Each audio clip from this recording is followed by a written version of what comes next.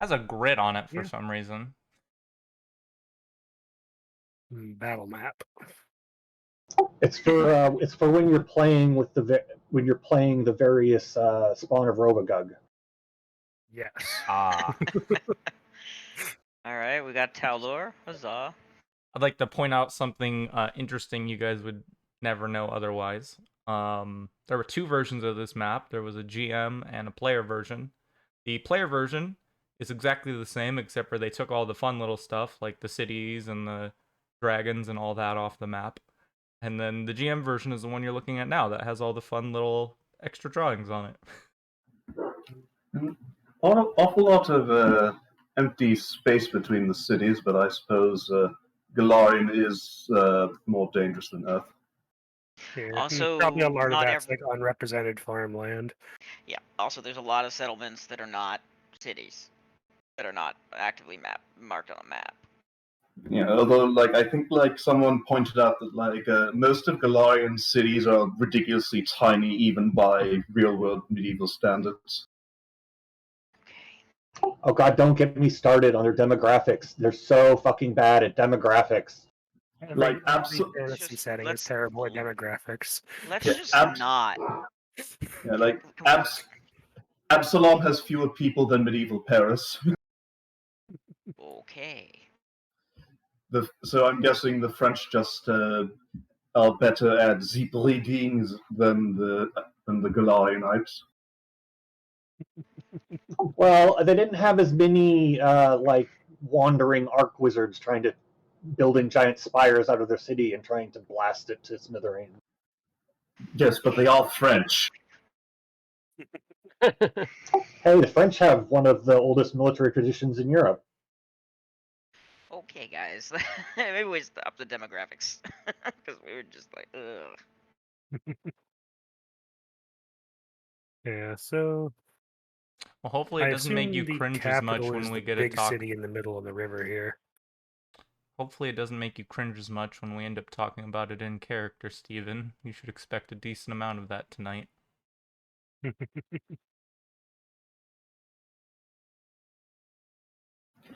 Also, because it's Taldor, incest and familial backstabbing ahoy. Yep.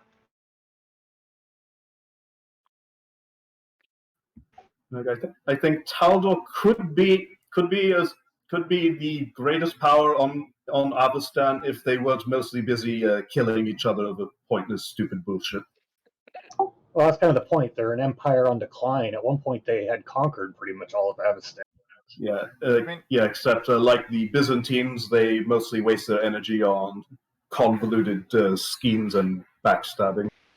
The funny thing about that statement is that since this is like an engineered setting, there's like half a dozen countries in this world that have the exact same problem, where like they could be superpowers if they just changed one or two things about themselves, but they won't, because that doesn't make content that pays a once.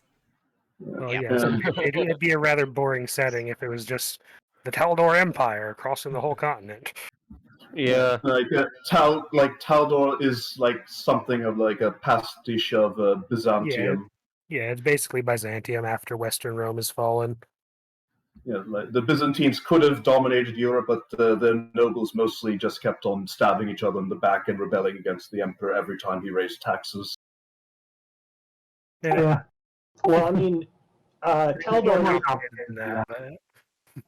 Taldor is obviously the Galarian analog of the declining Roman Empire. Like, they have a mythical founder who was raised by animals and founded the initial city and then conquered the core of the empire, which is pretty much what it is today. And then that ended up expanding after several waves of armies of expansion went out and conquered the rest of the world. They do the freaking phalanx tactics that Rome was famous for. Yeah, they're basically Roman analogs, but a little more culturally modern. Yeah, I think while the political situation is based on the Byzantines, their culture is probably closer to Spain. Yeah. Oh yeah, with the duels. All the duelists. I'm gonna move us on Yeah. from this subject. Okay. I'm gonna leave you with Yeah, a you don't want to fun get a bunch of fact. nerds sweating in a circle about Rome. I'm gonna leave us with a fun fact before I give you a little bit of information from effectively like a gazetteer for someone who hasn't been to Apera before. The northernmost island from Absalom looks like mini Texas. Yeah. Yeah. Or I don't know the proportions. Maybe it is Texas sized. Probably not though. Um, yeah, let's talk about Yeah. that little gazetteer I That's have for. basically Texas. It would be even better if it was just like fantasy Texas. That would be great. Yeah, I think like Taldor is about the size of Texas or France. Because Galorian is the size of Earth rather than bigger than Earth as a standard for most fantasy planets.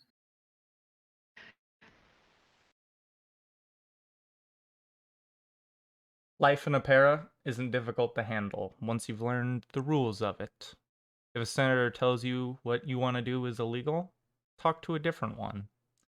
If the district tax you pay is too high, move to the next house over. If you require a diplomat to get the upper hand in negotiation, hire your rivals out from underneath her. And if you need an honorable noble, promote the nearest farmer. If you make a mistake, act like it never happened until people feel awkward and follow suit. If you don't like your past, pay a historian to write a new one. If your office needs more funding, buy a weapon and declare yourself a military branch. And if you need to keep something hidden forever, claim it's urgent and hand it to a government official.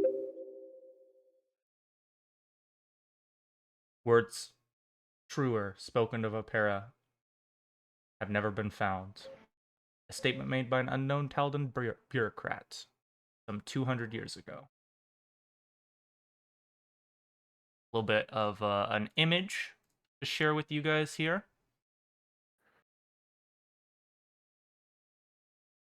It's actually a site I wouldn't be surprised if some or not all of you have seen.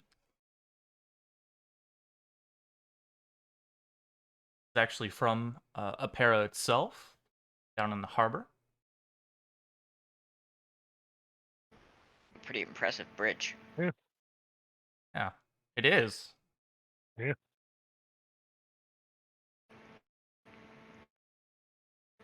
I've watched enough movies to know that giant bridges like these are kaiju magnets.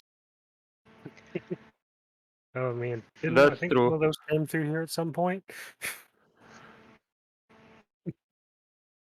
I'll leave this entirely up to you guys if we want to go into it. I can give you guys a little bit of history about Apera if you'd want, or a little bit about their society, or some of the districts, or even some locations in it, if any of that interests you guys. I wouldn't mind hearing about some of that. Yeah, me Sure. too. Okay. As some of you know, the Taldor are descendants of Aslanti refugees. Apera became the capital of this newly formed empire after its first Grand Prince, Taldaris, began a 12-year campaign that surrounded conquering of local communities under a single banner. By the time he died, the combined principalities came to see themselves as a district nation. And what followed after this was a slow and methodical conquest of surrounding territories, both tame and wild. Apera served as a naval headquarters and an economic financer during these expeditions, and by the time of 1 AR, Apera had rose to even greater heights than when Aradon had pulled the Starstone from the Inner Sea. So, kind of really fucking impressive, as some of you have noted here. Yeah. There's a lot more I can go into this, but I think the important things to note here is that since then, there have been many setbacks and many decisive blows that have struck Taldor. Like the like Cheliax breaking away, right? Yes, that is an example of it. You guys know about the spawn of Rovagug? Yep. Yeah. Yes. Yeah. Yeah. They're slightly smaller than the actual kaiju, but Yes. fit the same narrative niche. Yeah. It was a legitimate Tarask that leveled the city. Mm-hmm. A rebellion that kind of screwed him over as well, just a little bit. But after some time, it did return to its former glory. After those few major events, it did take a while though. But when Eridan's death came about, that just shook Taldor to its core. But it actually very quickly transitioned to worshipping Iomde, which Yeah. was very helpful because there was an entire church, the Last Aslanti, which surprisingly, at least for Galorian, basically got completely abandoned at that point when he fell. Um, Finding a worshiper of Eridan nowadays is very, very hard. War with Quadria, though, came not too long after that, and then multiple military exploration blunders cost Taldor a huge fortune many, many times. But even in the face of this adversity, it has remained an urban center despite all of that. And you're currently experiencing a very slow decay that Taldor's been in for quite some time now. And you're going to be dealing with some internal intrigue that threatens the city, and by extension of that, the entire country itself. So I do hope that whether or not this country falls, all of you continue to embody the proud resilience and spirit of the ancient empire that your people symbolize.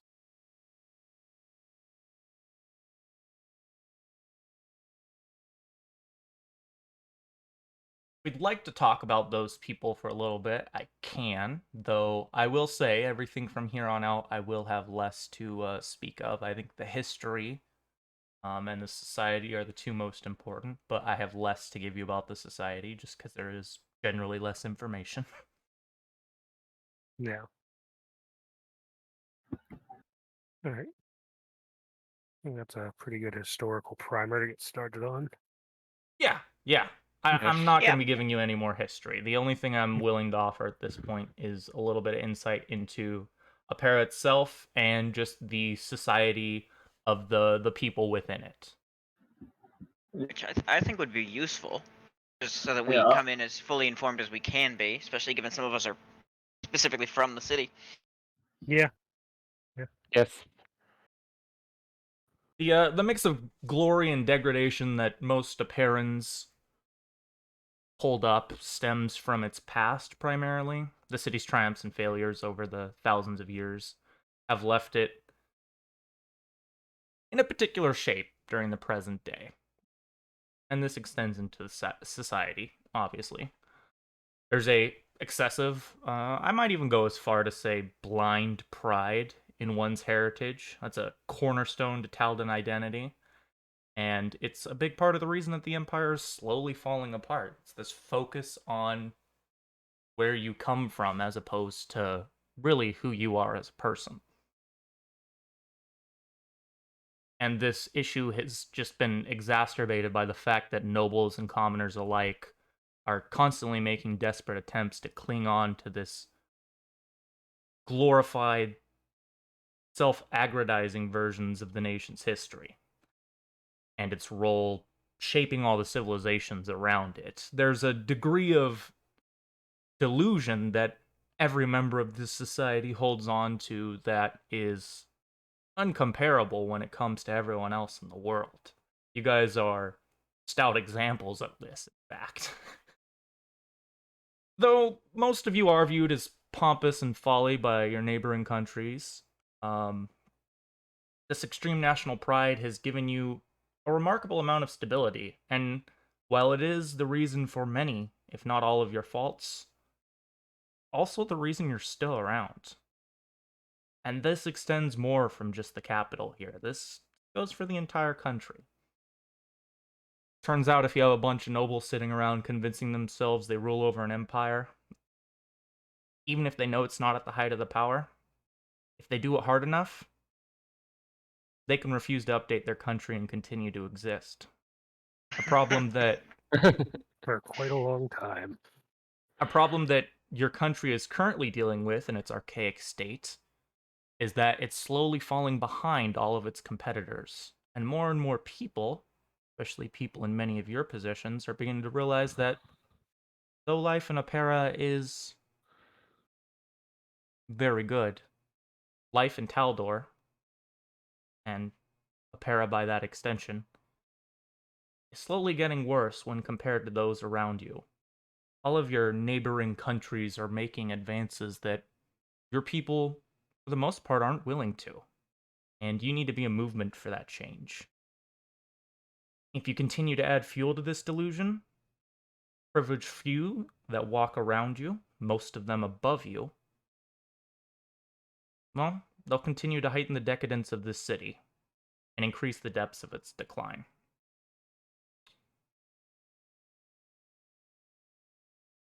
Hopefully, you can take the noteworthy parts of Taldor and make something new of it. But if you can't, then the many people that represent the most important within this grand city and nation are going to fall into a pit they've created themselves. They've dug a hole. Now they're about to fall into it. Yeah, and No, they are going think- to jump into it. They're jumping, ready to jump into it. and Of their own volition. and the Chilaxians are just waiting right behind the wall, wait to see if they can't reverse colonize the old home country. Yeah. I'm going to talk a little bit about politics here. The part of the society that's probably going to be even more important. That was more of a general piece right there. But all of this has been important so far. The current mayor of Apera, all of you would at least know who he is. His name's Baron Altar Vinmark. He was actually appointed by the Grand Prince himself. There's some conflict that's come up within the nobility about this appointment. It's kind of a source of, well, like any other political field, it's a source of debate. Some of us like it, some of us don't, and plenty of people are willing to talk about it. Part of the problem of this is that he used to be a member of the Ulfengard. For those of you that don't know, they're Vikings that are paid to protect. Yeah, basically Varangian. Yeah, Varangian Yep. God. they're not Taldans. So he is a Yeah, noble because running the this city who doesn't have Taldan culture, and there are plenty of people who hate that. Yeah. Oh yeah. But he is Yeah, a good friend of the prince, whose name, for anyone who doesn't know, is Staven III. He's effectively untouchable, even when we're talking politics, just because of how close he is to the High Prince. And it's actually not uncommon for people to, like up and coming, like upstarts, to try and find some information on this man just because he has to do so little to protect it when compared to most people. But pretty much everyone who tries to shoot for this either disappears literally or just off of the political landscape. Because of various blunders or problems that arise, most of which are more treated as rumors when they get heard of than any actual facts. Because, like I said, most of the people that take that one shot, well, they only get one, and they're almost never heard from again. Part of that is Taldor's secret police, though to a much lesser extent than you might think, just by the fact that they're called the secret police. They're known as the Lion Blades. they seek out, like most secret police, they go around looking for dissidents and other serious threats to the Empire. Um, nobles who are looking to dramatically change the governmental structure just to serve themselves. An important thing to note about the Lion Blades, they don't specifically work for the king or any one person. They actually work for the realm itself. They are there to protect Taldor at its core, to make sure that it continues to be Taldor. So they aren't specifically the king's men or the mayor's men or anything like that. They have a That's alarming. degree of autonomy that most people can't claim, and they're fairly unbiased when compared to pretty much any other kind of secret police you've heard of, especially if you're thinking about real life ones. Despite all of this political strife that you're thinking of when you imagine Apera in your head, many of its commoners are like pretty well off and safe, especially when compared to people in neighboring cities or even countries. And this place is very rich in art and refinement, mostly because of the traditions that are kept within it. Taldor has basically always been financially viable, and it's continued to be that for thousands of years, which has just led to an increase in the amount of natural arts that you can find here. And it doesn't even really matter what your like socioeconomic class is. You're basically always going to be surrounded by a lot of these pleasures that you wouldn't really expect most people to have. Going down streets, even in the slums, finding things like brilliant music or beautiful architecture like that picture I showed you earlier. That's a sight people get to see every day. That was just in the harbor. Public sculptures lining the roads, skilled painters, some of them even working in the streets. And as you have all guessed, this just further reinforces that dirty little bit of Taldor national pride you all have. Yep. The belief that you're all so much more sophisticated. Even someone as lowly as a destitute dock worker is better off in Taldor than anywhere else. I imagine that as a noble all the way from Ustalav, that's likely to play into some culture clash. Definitely. Yeah. Oh, that's where you're from. Okay, I was like, your name really doesn't sound Taldan. Yeah, I kind of figured Ustalov from the Drakenhof bit. Yeah, it sounded. Yeah, well, that fits. That makes much more sense. This is probably the I was part. thinking like Nex or something south. This is They probably the have an part that undead nobility. Nah. He's from Spooky Town in the north. Yes. Yeah. Instead of Spooky Town in the south. this is probably the part that like we as people not living in the setting would find the weirdest, but it's actually really common for like most commoners to have at least a few imported luxuries that they've got from the marketplaces here. Yeah. Meanwhile, in Ustalav, it's all the peasants are just excited to have a new patch of dirt. And that is something we should discuss, is the marketplaces themselves. They are legendary, as you would expect from some place that's been in the middle of an economic boom for a few thousand years. You can find things here that you wouldn't be able to find in most places in the world. The treasures, heirlooms, prestigious items, untold. You can't find this many unique items in one place anywhere else in the world. Though some of these districts you would go into, even parts of your marketplaces, have their different dangers. Common ones you'd expect: thieves, cutthroats.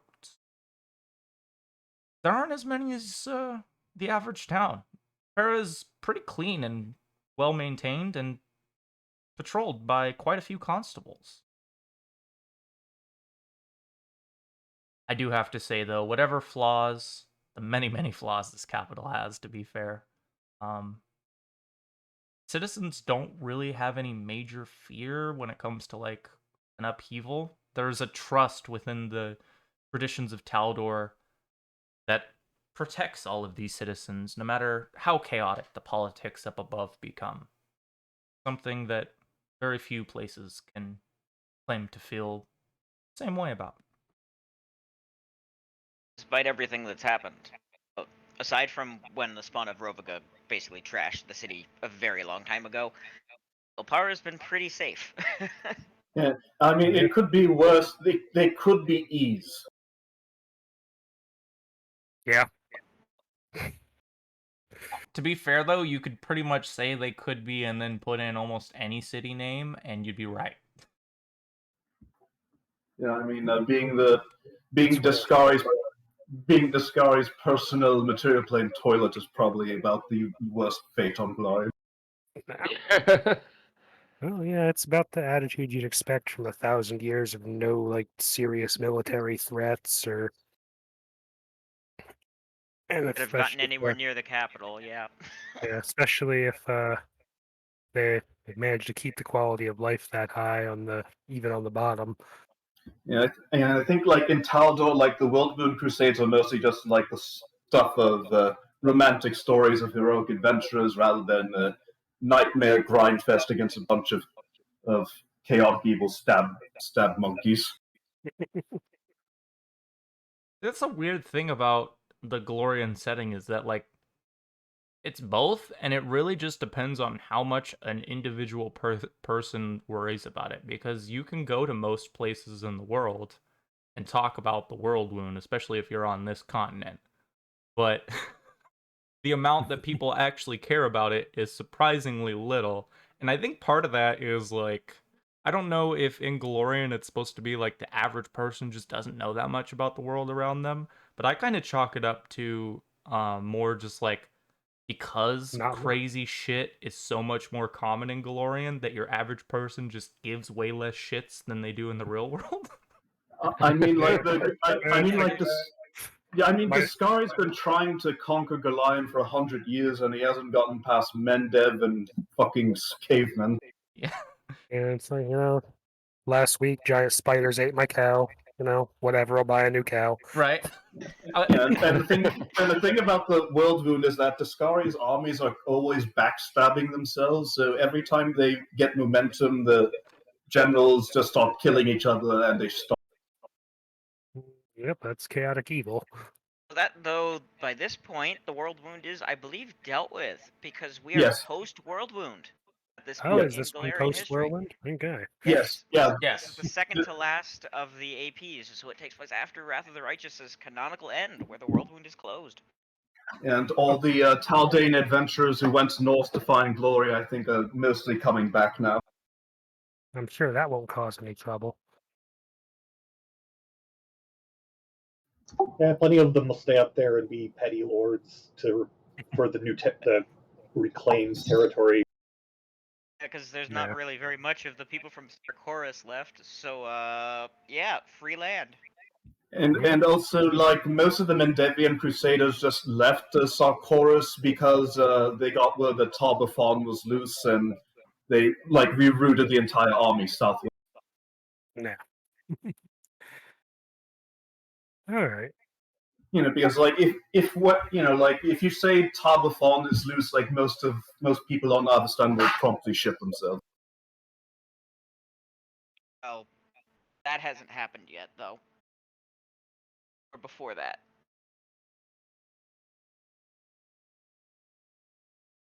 To be honest, I wouldn't actually know. He breaks free in the last of the first edition. We're not in that one. We are before that one.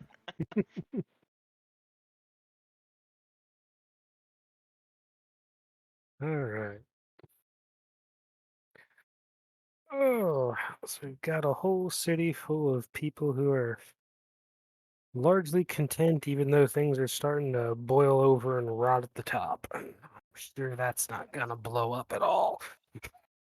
That's the thing, they're not worried about it because it's blown up so many times, and every time they've been fine, with the exception of a giant monster. So pretty much I have the feeling as long as no one sees a giant fucking monster bigger than the town walls, that like your average guy is just like, okay, it's gonna happen, but we'll be okay. No. Or if they see some flying skeleton with a weird horned helmet, they probably then start running. I don't know that they'd care about the flying skeleton, not a giant monster. There's lots of flying skeletons.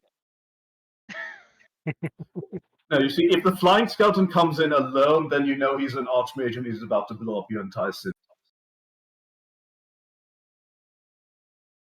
If you guys are ready, we can get these characters. Alrighty. Yep, I think we are. Just Yeah, I think- bullshitting now, so. Hey, Jacob, could you turn your mic up just a little bit? How's that? Much better, thank you. I don't need to turn my mic up. I just need to put it next to my face. I got like a freestanding mic and I had it like a foot away. Okay, gotcha. Much better now. Okay. Some of you might not actually know who I was talking about when I talked to you about your various missions the other day. I know some of you I talked to more than others. Some of you it was just like, that's a cool mission. But you were provided this mission by a woman named Martella Lortheed, a staunch supporter of Princess Euphoria, the daughter and only child of Grand Prince Stavian III. And the particular issue that Martella Lothied is getting you guys involved in is that tonight there is going to be a really important vote. Brownie points to anyone who remembers what the vote's about. Primogeniture. It's about, Yeah. primogeniture. Yeah, whether a woman can inherit or not. They're determining whether they're going to change it so that the princess can inherit the throne. Correct. Which would actually have impact generally. Change, I believe, that people not just at the highest could also inherit, but that's critical for the current situation. Yeah. They change the way that works, then people who are got a situation where you've got daughters who there's no sons in other families who that are nobles. Hey, suddenly they can inherit too. The critical one is, what are we going to do about who rules the country next? Yep. As long as we let enough nobles at the top continue living, we don't need to worry about that. I think we still need to worry about that. Nah. Nah, it'll be fine, right? Leave it alone. It's Fashion fine. crisis never happen. But Yeah, you and some of those nobles at the top are real scumbags who shouldn't be allowed to stay at the top. sometime in the last few weeks, all of you have met up with Martella Lortheed, and she has given you a task to complete at this party tonight. You know that other members are going to be involved, that she's sending a small group of you together, and you should all expect more than just the 5 of you to be going. Once we get the 5 together, it would make plenty of sense for there to be more than just 5 of you there. But she has asked that you've all been extended an invite to meet her at a cafe a few blocks away from the Exaltation Gala, or Gala, depending on how you want to pronounce it. You might have been there before. I'll leave it up to you guys, but she wants you to show up about an hour before the event starts.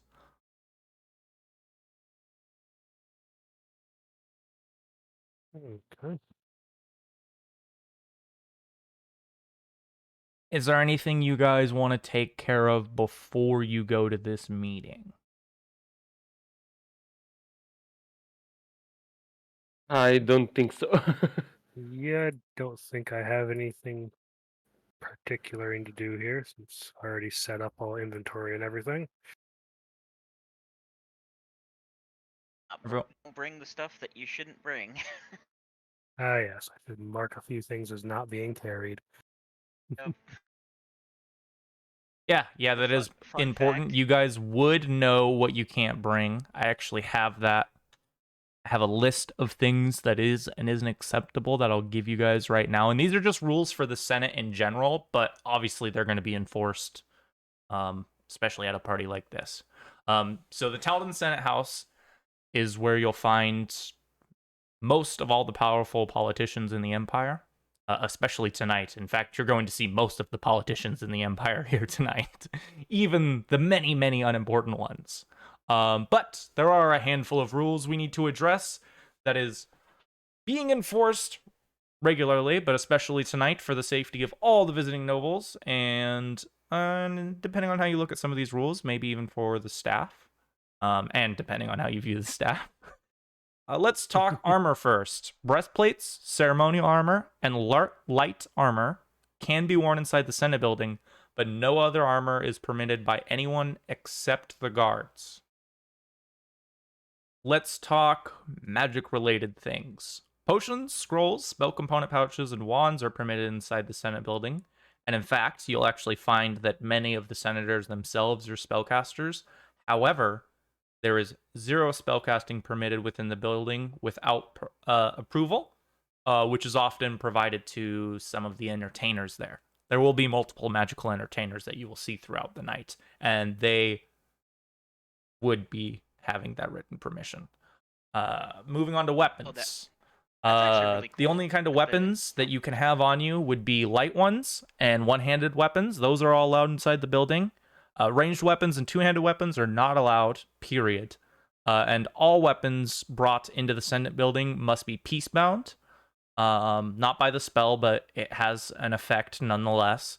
They would need to be secured with a length of decorative cord, and drawing one of these peacebound weapons using this, approved cord requires full action. Guards don't need to have this peace binding on their weapons. Animals. I don't think this is going to affect anyone here. But Yeah. as you Yeah, guys no. guessed, animals are generally not permitted inside the Senate building. The exception to this would be one of two things. The first one, you guys might have guessed, familiars. Those are allowed in here. The second one might not see coming, honestly surprised me a little bit, but kind of makes sense. Service animals. You can bring service animals in, though there is an exception for both of these animals. If they're larger than the average member of the Senate Guard, they are not permitted within the building under any circumstances. You cannot come in and say that your yak is a service dog. Service yak. Or just walking in with my service T-Rex. Oh yeah. My service alligator.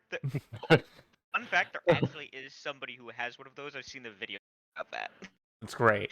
Yeah, they I from think I saw Florida? that too. There's a guy in Pennsylvania who has a Really? I think it's Pennsylvania who has a service alligator named Wally. I was 100% Yeah. expecting you to say Florida. I don't even know if alligator's the right thing down there. Is it crocodiles? Oh, it's It's alligator. alligators Okay. down there. Well, I mean- Crocodiles are more Africa. There are some crocodiles in Florida, but the Yeah. things that are common there are the alligators. That's the fucking thing with Florida. It's like, what animal can't you find there with the number of things that have been intentionally or unintentionally brought to that fucking state? The alligators I and mean- crocodiles both are native. It's just the crocodiles are like the saltwater crocodiles that happen to. There's just some of them. Yeah, they there just sometimes. happen to be along the shore. But moving have on trouble from finding an service outdoor air. crocodiles, the So, final rule Oh, for the Senate floor is that while all of the guests here are free to roam the Senate building, obviously when you've been invited, which you have, individual senator offices are off limits. It's safe to assume they would be locked. No one but the senators and their single aide that they have are permitted to enter the Senate floor when they're voting. So for any of the voting going on tonight. While you will have an area where you can observe things going on, you will not be able to be on the Senate floor itself when the session is going.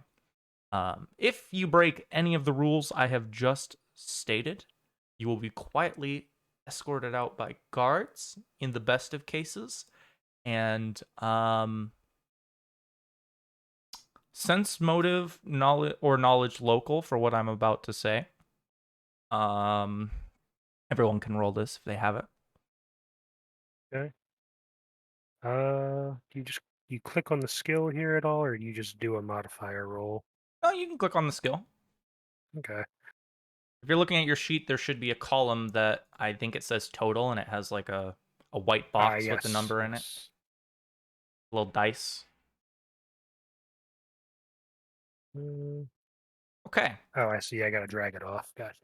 Or you can double click. Or you can use the hotbar down Double-clicking works. below. If you put in the hotbar, you We just are click it super once. colorful with the dice. Nice. We have a lot of people who have sense motive as a class skill.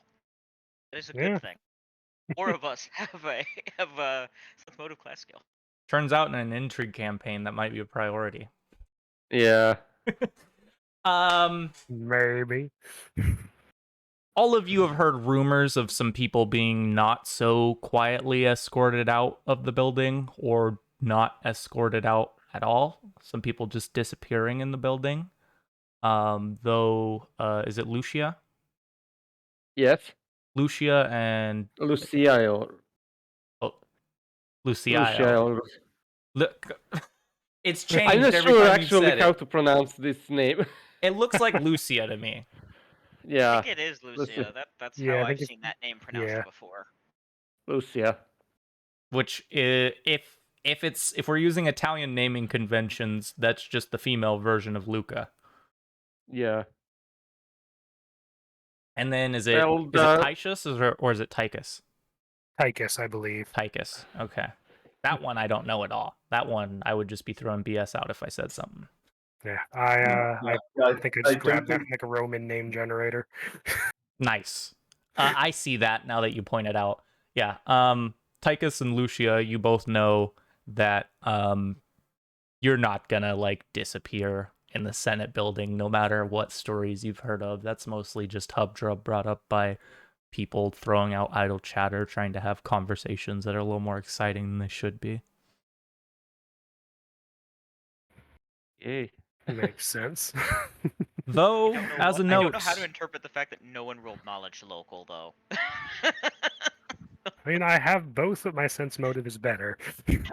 Yeah, me fair. too. that is something that you guys are going to find out pretty quickly tonight, but since it just got brought up, I will mention it. Sometimes I will throw out multiple checks that you can use for something, and I may or may not tell you which one is easier. Depending Fair on enough. if I think you guys should know if it's easier. You know, like if you're talking to a farmer and I ask for 2 different skills and there's a skill that makes more sense for it to affect the farmer, I'll probably tell you like this one's gonna be easier than the other one. Yeah. Stuff you guys probably would have picked up if you were around long enough, but really just gets you on the train with everyone else if you're new here. Okay. Yeah. I do have. Oh, One thing I was going to say is that you all have heard of people getting back into the Senate the same day they've broken any of these rules, but normally through some more skullduggery type ways, either through getting in some more nefarious ways that they shouldn't have, be it lying or breaking in, something like that. You've heard successful tales, 1 or 2 of those, though they're very rare, or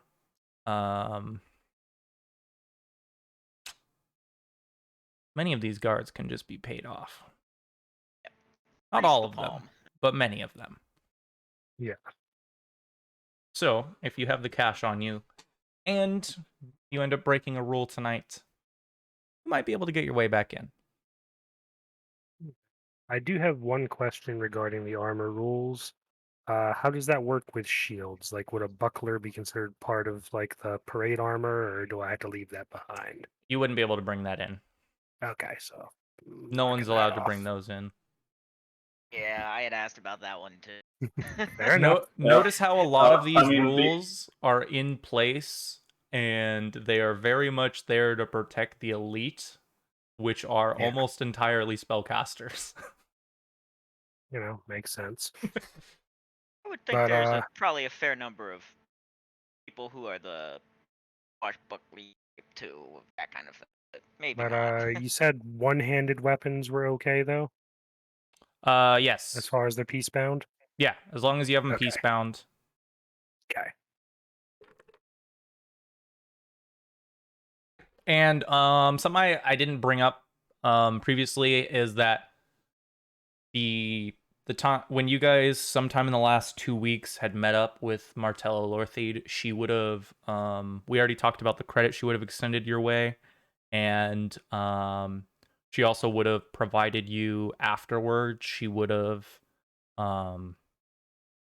sent some kind of aid of hers to all of you individually, and to provide you with jewelry to fit whatever kind of outfit you have tonight, so that you properly look your parts.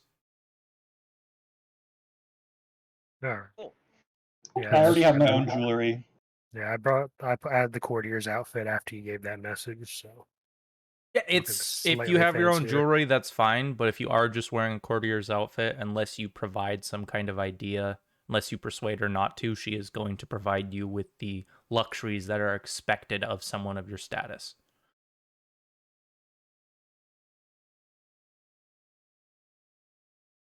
Unless you have some kind of story you plan on telling tonight that provides the reason you don't have that. If that's part of your angle and you can convince her, then she won't give you the jewelry. No, I've got a noble's outfit, a signet ring, and my own jewelry. So Oh yeah, because I think his is actually included in his trait, right? Oh yeah, you get the noble scion thing. He's got the feet too, right? Yeah. Yeah. And Lucia has a sugar daddy, so he pays for everything, basically. No such luck for me. I'll be taking the loner, thanks. I'm actually coincidentally also from the same noble house as Martella.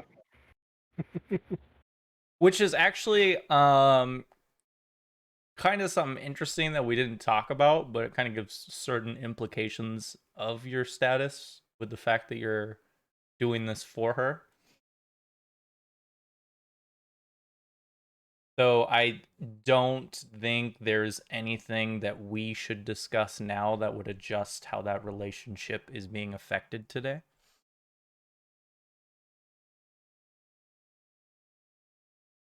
Okay. But yeah, let's talk about the meetup. It sounds like everyone's presumably going to be showing up on time for this meeting. Lucia is going to be fashionably late, like Oh. 5 minutes. I'd probably show up a little bit early to just like scope out the place a little bit before I went in. I mean, being exactly on time wasn't as important before they invented clocks, really. Yes. Do they have clockwork in Galarian? Yeah, Yes. Yeah, I was gonna say I thought that I've seen I mean stuff they like have that. clockwork robots. I'm Yes. pretty I sure if think they they have have- clockwork robots, they can make a clock. They literally Yeah, have that's clockwork what I want. robots that are both clockwork robots and clocks. Clocks. Uh, They have Hey, self-winding clockwork robot clocks. Goddamn gnomes. Yeah, Othello would certainly be there when she's supposed to be there. Okay. I know one of us said we're gonna show up a little bit early. I want specifics. Just like 5-10 minutes early to look around inside and see if I see anything that, sets off any alarms. Just general caution.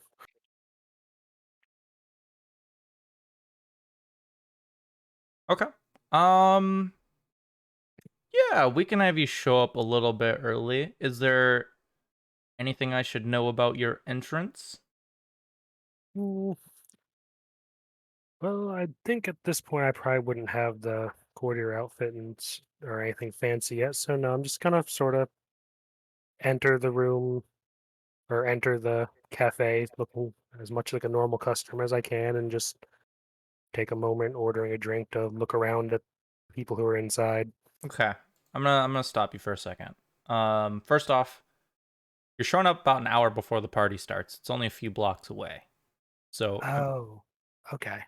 this is just like you guys have talked sometime in the last few weeks and you're meeting up, and you know there's gonna be other people here. You don't know how many, but you know you're meeting here with a small group to talk with Martella Lortheed. Um and Okay. she's invited you here so that you guys can familiarize yourselves with one another, and so she can answer any questions you guys might have since you've had some time to think about this. Okay. Yeah.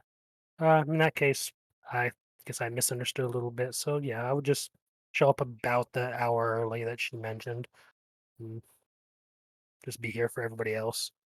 Okay.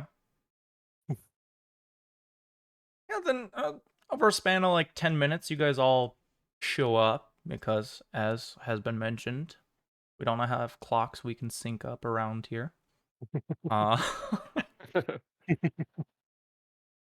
And when you come into this cafe, it's really small. Um, I can't see the map. Where is it? I I don't have a map for you. We're just going Uh, into a uh, cafe. uh, It's pretty small, and you come in. A little smoky in here, but you see at a table, maybe not even 10 feet away from the front door, the table closest to the door itself, you see Martella sitting there, and there's a small arrangement of wines and fruits that sits on the table in front of her. You see the smoke itself playing with the lights, um, in a very fashionable way that highlights multiple breads and cheeses and wines over the entirety of the counter at the front of the cafe. And Martella is sitting at her chair, uh, sipping casually from what looks to be a steaming mug, dressed in a very elegant but fairly reserved gown, at least by Talden standards. There's a hand-sized brass cricket that buzzes quietly on the tabletop beside her.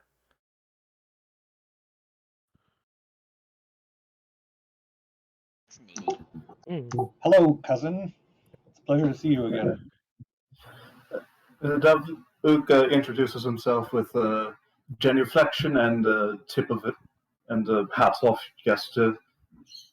Uh, Hope I'm not interrupting anything. As he climbs out of the carriage.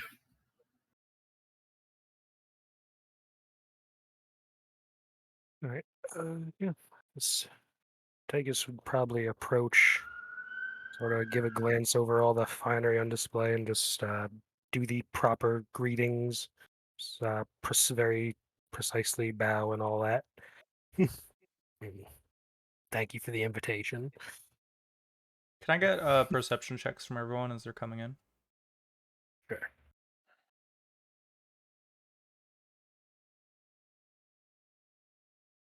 Oh, wow. These rolls are going to vanish the second we actually need them. Yeah. My luck is always that any roll I have a huge modifier on, I always roll poorly. But any roll I have a shit modifier on, I always roll well. The entirety of this cafe, even though like I said it is pretty small, is empty. Though Davluk and Tychus, you both notice that there is a woman behind the counter in the back of the cafe where all the items I previously mentioned are on display. And she is waiting kind of behind a doorway, just behind that, where she's mostly covered in shadow, and she's watching all of you as you enter. I'll let Tychus give me a sense motive check. Okay.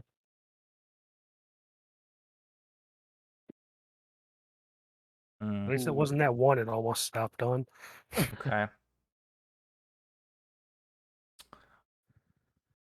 Can't give you much with that roll. She seems to have like a very subservient manner about her, almost as if she's waiting for all of you to arrive, because I assume you're not the last person to come in. Yeah. Since we have someone showing up fashionably late, almost as Yeah. if she's keeping So, tally of everyone who's here. yeah.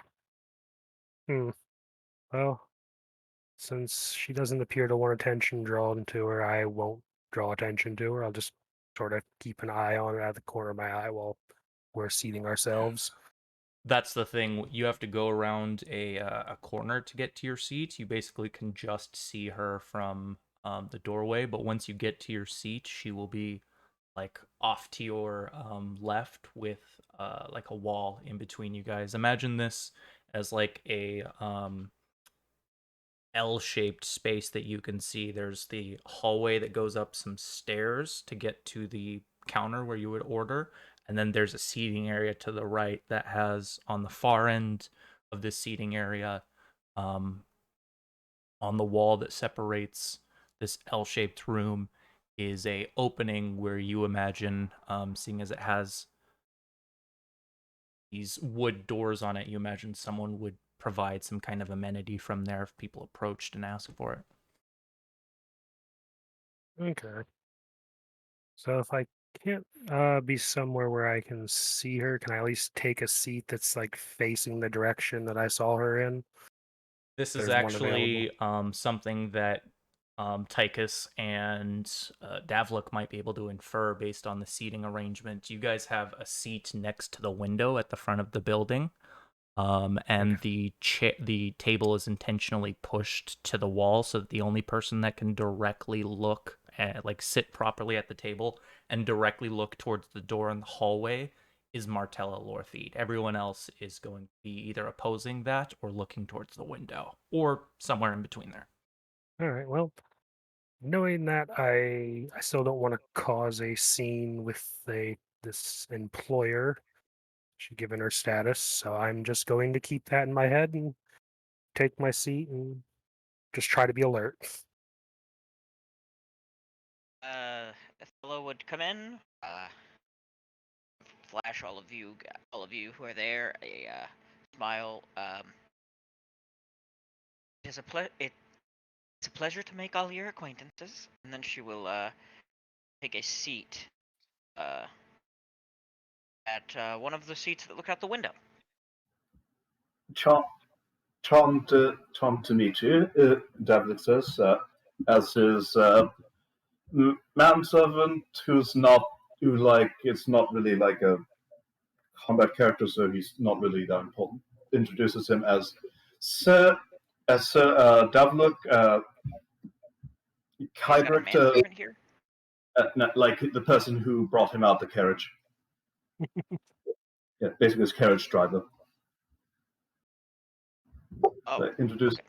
as the Sir Davlik Kybert Ragende von Streifide Drachstein in Junker of Drakenhof and fifth in line to the county of Strigani in Ustalav. Where does this introduction take place? Like, where's he doing this? Yeah, so basically, once he enters the building. Okay. Everyone give me perception checks, except for the man entering right now. Okay.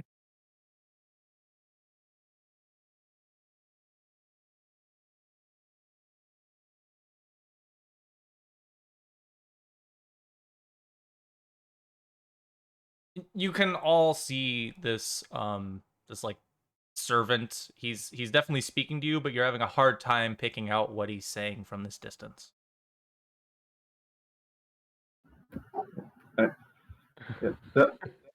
Davlik waves off the carriage driver and tells him to essentially be like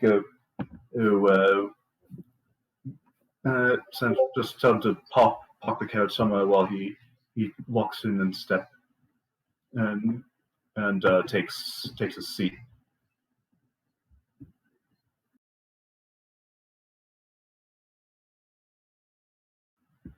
Yeah. Probably the last to arrive.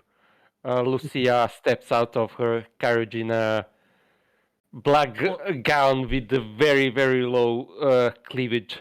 Deucin, you said you're gonna be 5 minutes late, right? Yeah. Okay, then let's hold off. Okay, so not everyone. Okay. Give me a second. Give me a second.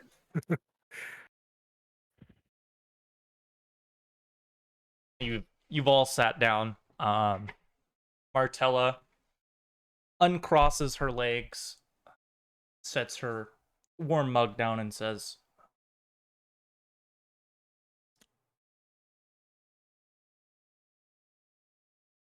"Cousin, it's nice to see you here. Everyone else?" She nods at all of you.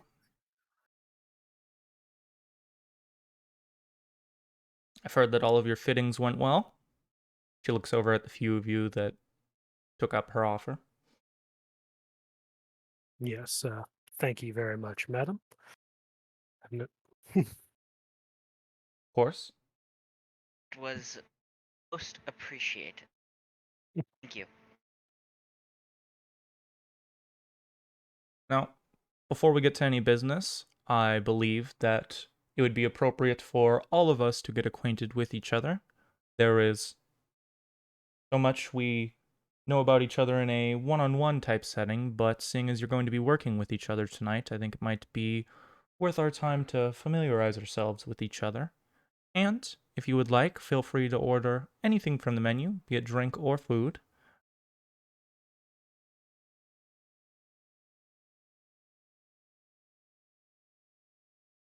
And with that, she snaps her finger, and it's a pretty loud snap.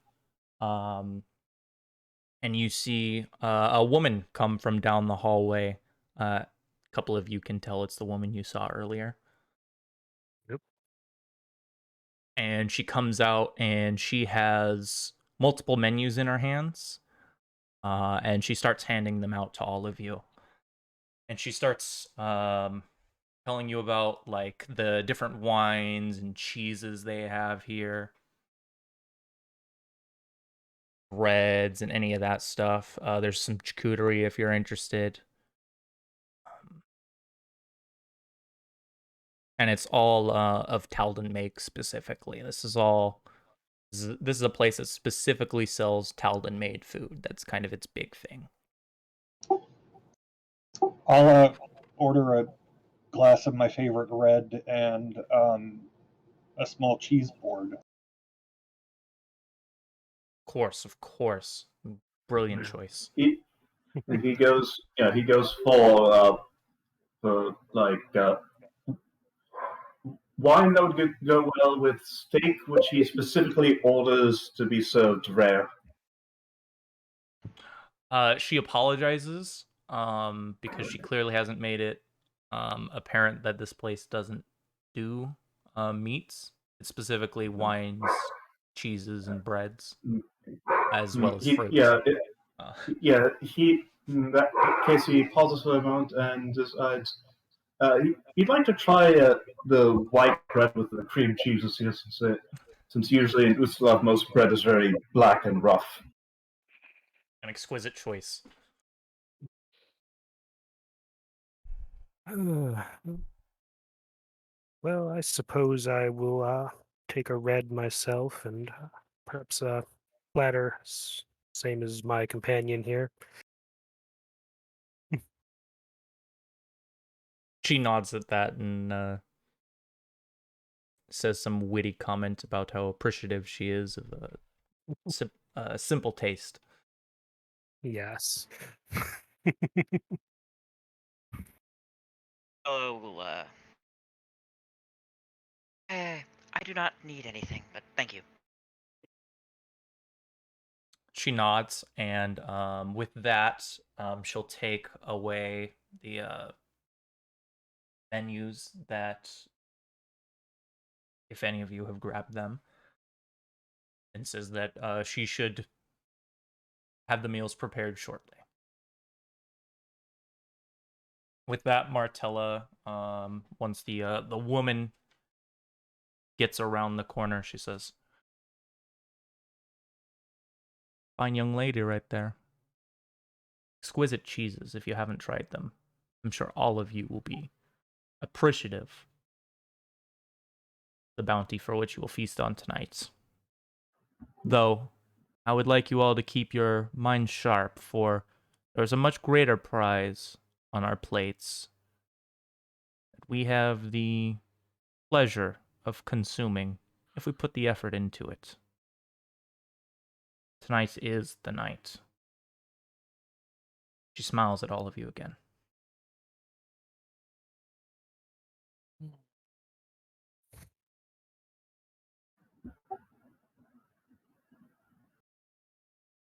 I'm always down for a delightful intrigue. You know me. Can't be that different from the backstabbing in the courts of Ustalav. He remarks with a bit of a bittersweet smile. Oh, It is a grand opportunity to make a positive change. And I'm sure, like, Martella's aware that while he wasn't officially kicked out, he is essentially exiled for poking around into parts of the family business that he shouldn't have. Most people in your in your guys' place in life are well aware of the fact that someone like Martella Lortheed can know many things about you that most people don't. And like Martella is aware of Davluk's actual race, right? She may or may not be.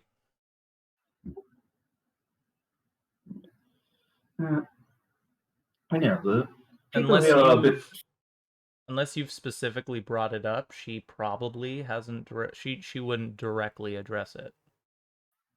Yes, people here are friendlier than they are in Ustalav. I suppose comes with being less being of the sort to be less happy to find a patch of fertile dirt at this.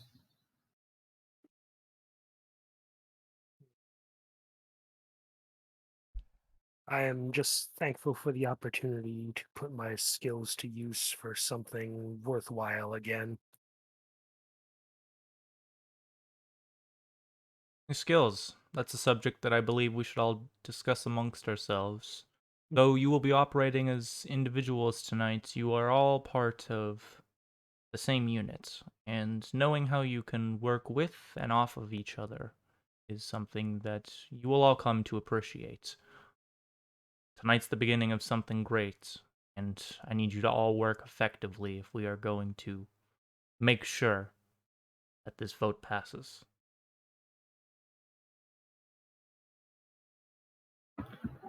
Yeah. I'm something of a wizard myself, raised in the traditions of the House of Strivida Drockstein, though not as deep into the family laws I'd have liked. I'm sad to say.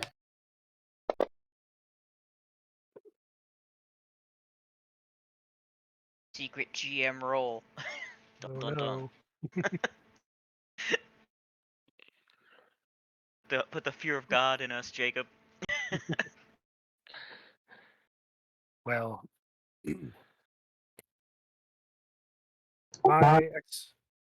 continue.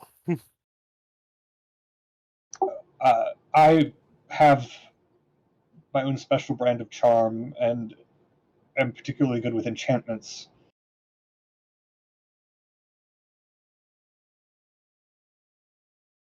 Those are useful skills, though we might want to be wary given the rules expressly prohibit the use of magic inside the building. I have a number of talents, none of which go towards the magical arts, though certainly to people quite well, and quite adept with the blade, though I'm not sure how helpful that will be. There, sort of gestures to the weapon sheathed on her hip. It's piece bound at this point.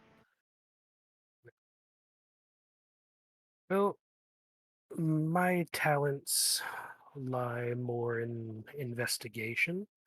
I'm somewhat of an expert.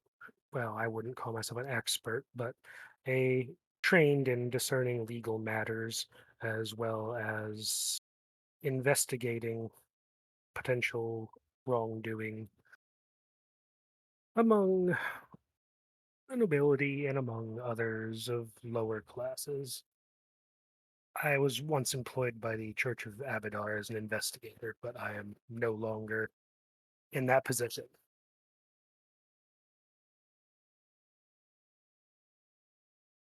Sounds scandalous.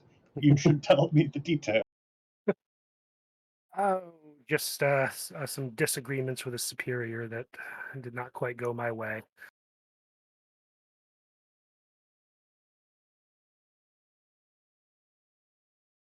Oh, how boring. Yeah, like Such things often are. but yeah, like officially, I'm here to find a bride to bring into the house, into the noble house. So I probably, so while I can't bring in my arcane skills, I can mingle with the crowd.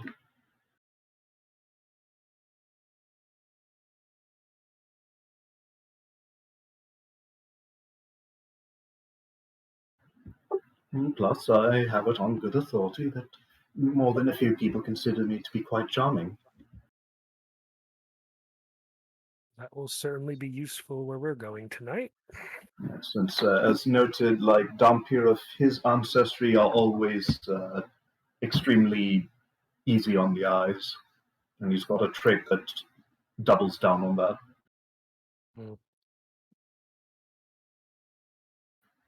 Bonus to diplomacy. Bonus to diplomacy of anyone who might be able to be attracted to him. I know that one. I have a character who also has something in that line. I like the way you said A that, different game. Steven. I don't think you did it on purpose, but it was good.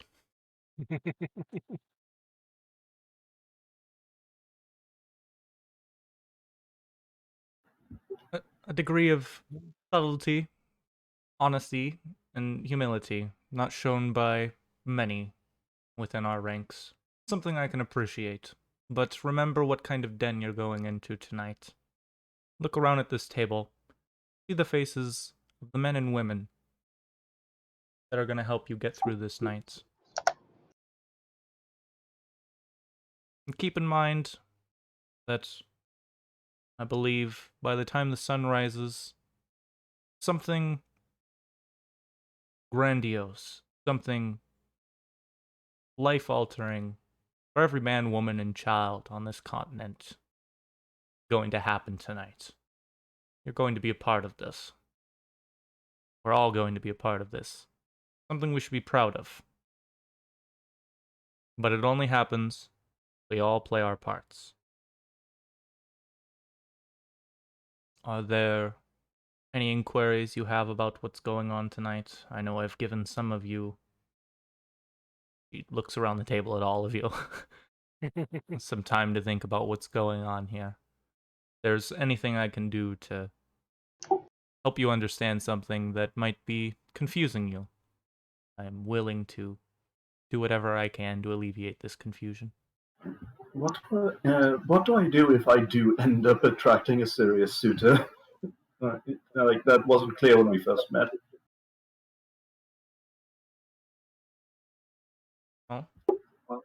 like like that. Like, since like should I just like allow the conversation to keep going, or try to extract myself to focus on the mission? The mission this is of point, the utmost importance.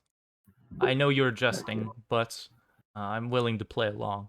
If, of course, there is someone who fits the role for which your family is looking for you to fill, then follow it to the fullest extent, as long as it does not conflict with your goal.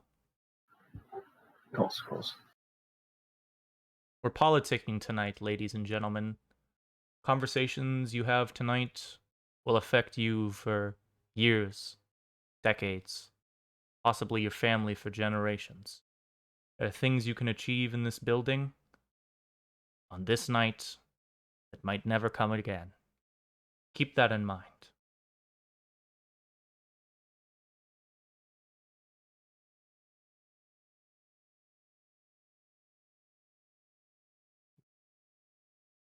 There's like, and I'm not gonna do any spoilers. I'm just gonna say there's like 3 character concepts in this party that I can think of right now, just based on what we've talked about today, that I can see like interacting with each other in like fairly unique ways.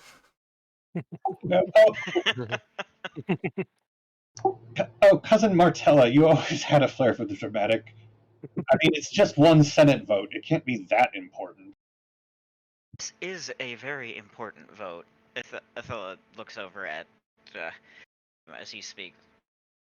Athela, you notice that Lothid is ignoring her cousin, but is paying attention to your statement. This is Everyone a else would notice this opportunity- as well. This is an opportunity for all of us to make quite the difference here, especially given current state of affairs with our well, seeing as we only have one potential heir, and that potential heir is currently ineligible. It's kind of important to prevent problems with the mission. And I know some of us could certainly use the positive impact of helping secure such a opportunity.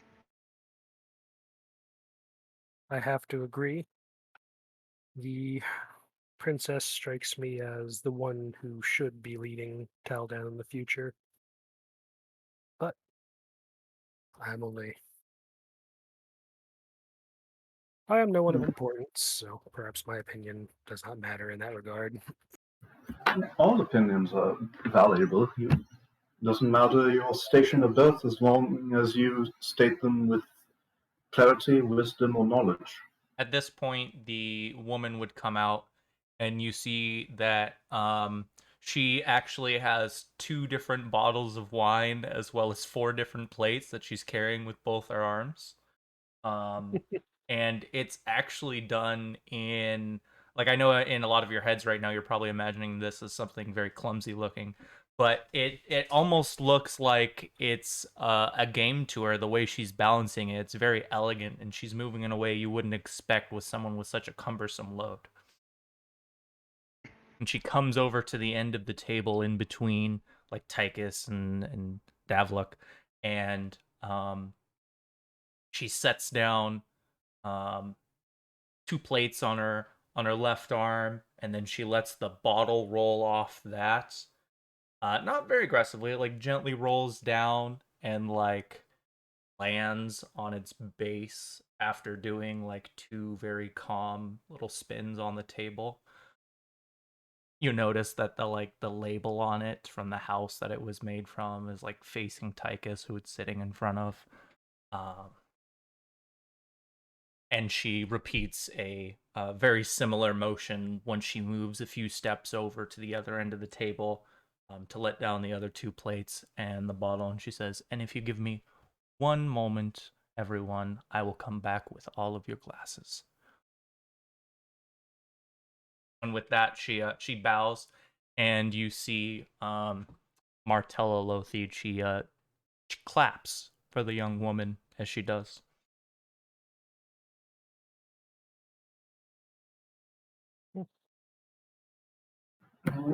When you say claps, do you mean like in a dismissive way or like in a sort of applause? It's more of an applause. It's a very polite one though. Like you see, she's basically letting her left hand kind of lay there in the air as she takes like three of her fingers, or three middle fingers, and claps on it politely as to not make too much noise.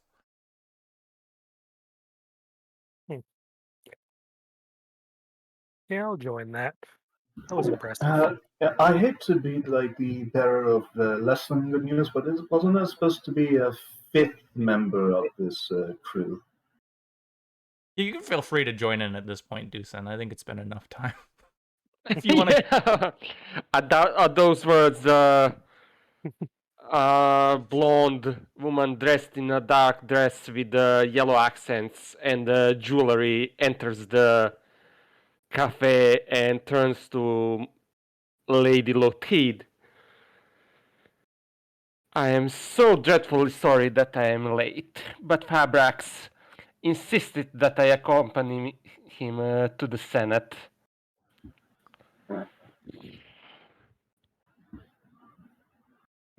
Lucia, I believe all of us understand what you have to deal with. If it takes you a little bit of time to show up tonight, it is fine. Please, come find your seats. I've ordered a little something for you. Davlo takes 1 second to adjust his fake monocle upon seeing how low cut her dress is, and blinks before looking away. She makes like an appraisal of the room, lingering on each and every one of you, and says, I hope you, gentlemen and lady, will also forgive me for being late. Oh, no, it's no trouble at all, really. Are you sure you're going to be allowed into the building with a dress like that? I'm not really sure on the tastes of the Taldane, unfortunately. I don't know if like this as revealing as this is normal for Taldor. It's they're all a bunch of dirty old men. They won't mind. Yeah. There's Okay. a line that Lucia is on right now that, depending on where you stand, is not good. Because it's about as skimpy as you can dress and still be allowed to go to one of these events without being called an entertainer. Yes. So there are definitely a lot of men that enjoy what she's wearing, but there are quite a few women that do not appreciate the attention she draws. Yes. I do like the significant contrast between the attire styles of our two female characters in the party. Yeah. And I think like the male characters you have, let's see, well, I think one is like more like the usual like rough and tumble. One is more like Aragorn, and then you have the actual twink. Yes.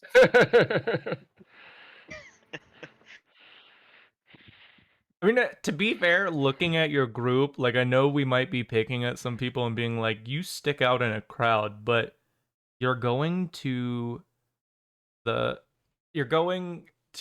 biggest event in Apera in the entire fucking year. So like sticking out is a good thing. It'd probably be worse to not stick out in the crowd.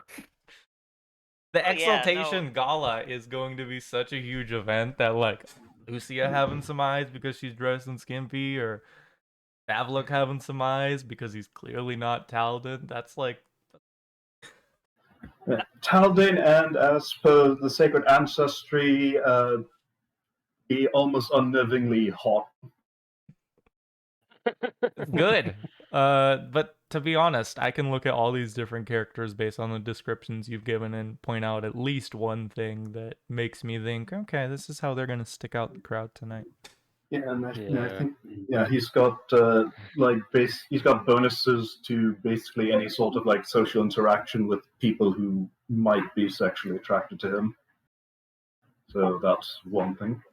Let's say that Lucia's eyes linger extra long on Davlok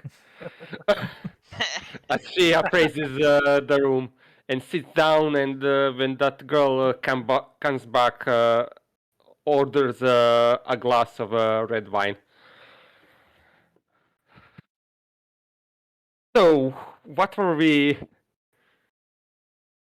talking about? A way to embarrass the conservative faction in Taldane politics to pave the way for reformation, unless you fancy Taldor becoming the second Cheliax. Or Well, third we can't Cheliax. have. Well, we can't have Well, that. that was blunt. Definitely. Well, I think between us, we can think of something to embarrass those old coots from the conservative factions. Just to speed you up here, Lucia, I will go over some of the things we've addressed in the few minutes we've had to acquaint ourselves with each other, and add a little bit in there as to keep the attention of the rest of our group. And she does a sweeping gesture around the table. She doesn't get like uncomfortably close or not to you guys. She just motions her hand towards all of you. Overall, tonight promises to be a very historic event, but it is an evening of work nonetheless. And she looks over at you, Lucia. Yeah. And this sort of work you're embarking upon, the line that divides success and failure is drawn by the people you know. And then she gives you a moment to let that sink in before continuing. You have your own tasks to accomplish, but I'm counting on all of you to support one another to ensure the success and discretion of everything you're looking to complete tonight. You need assistance? Kindly ask for it. If your assistance is required, give it. And if I'm to be blunt, I would just like to once in my adult life simply enjoy a gala I attend rather than scamper about this clandestine busy work of ours. You all complete your work without need of me to clean anything up, I'll happily promise to double your fee. I trust your activities won't occupy your entire evening. You've talked about a few of the things I've brought up to this point so far, but I would like to say, by all means, enjoy the party. Make friends. This is an excellent opportunity for all of you to begin your own political ambitions. But do be discreet. You, maybe, like, perception checks from everyone. Eh, Oh, doke.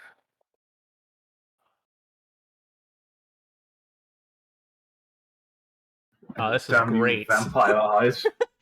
The person who notices, like, the person who notices Martella looking over at her cousin when she says that you can begin your own political ambitions, is Lucia, the woman sitting next to her.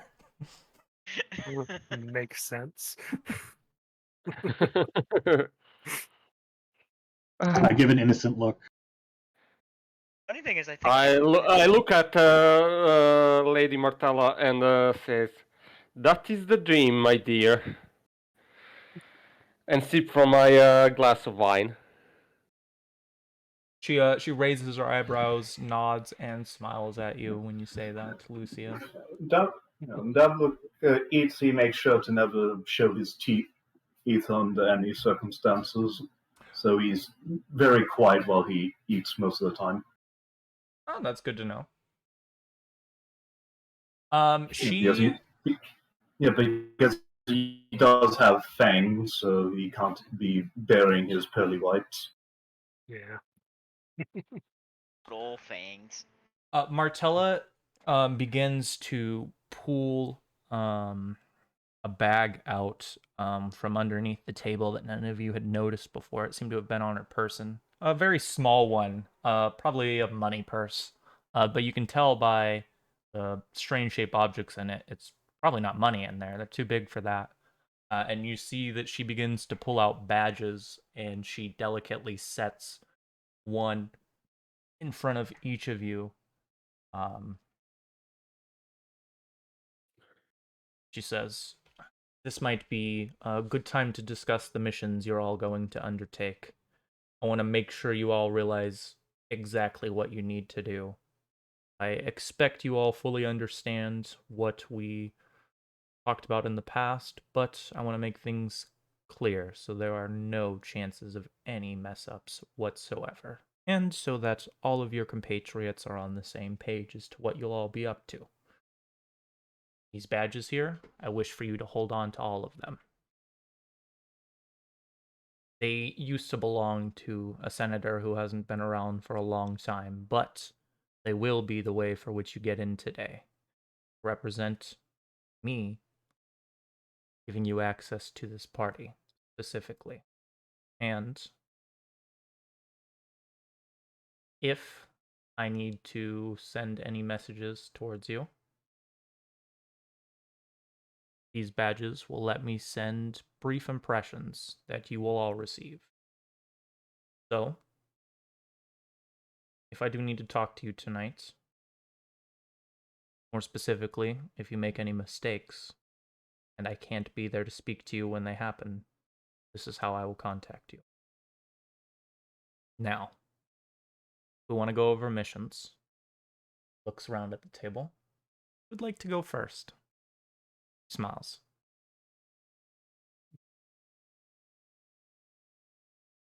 Well, as I was the last to come, I should probably arrive. I should probably go first.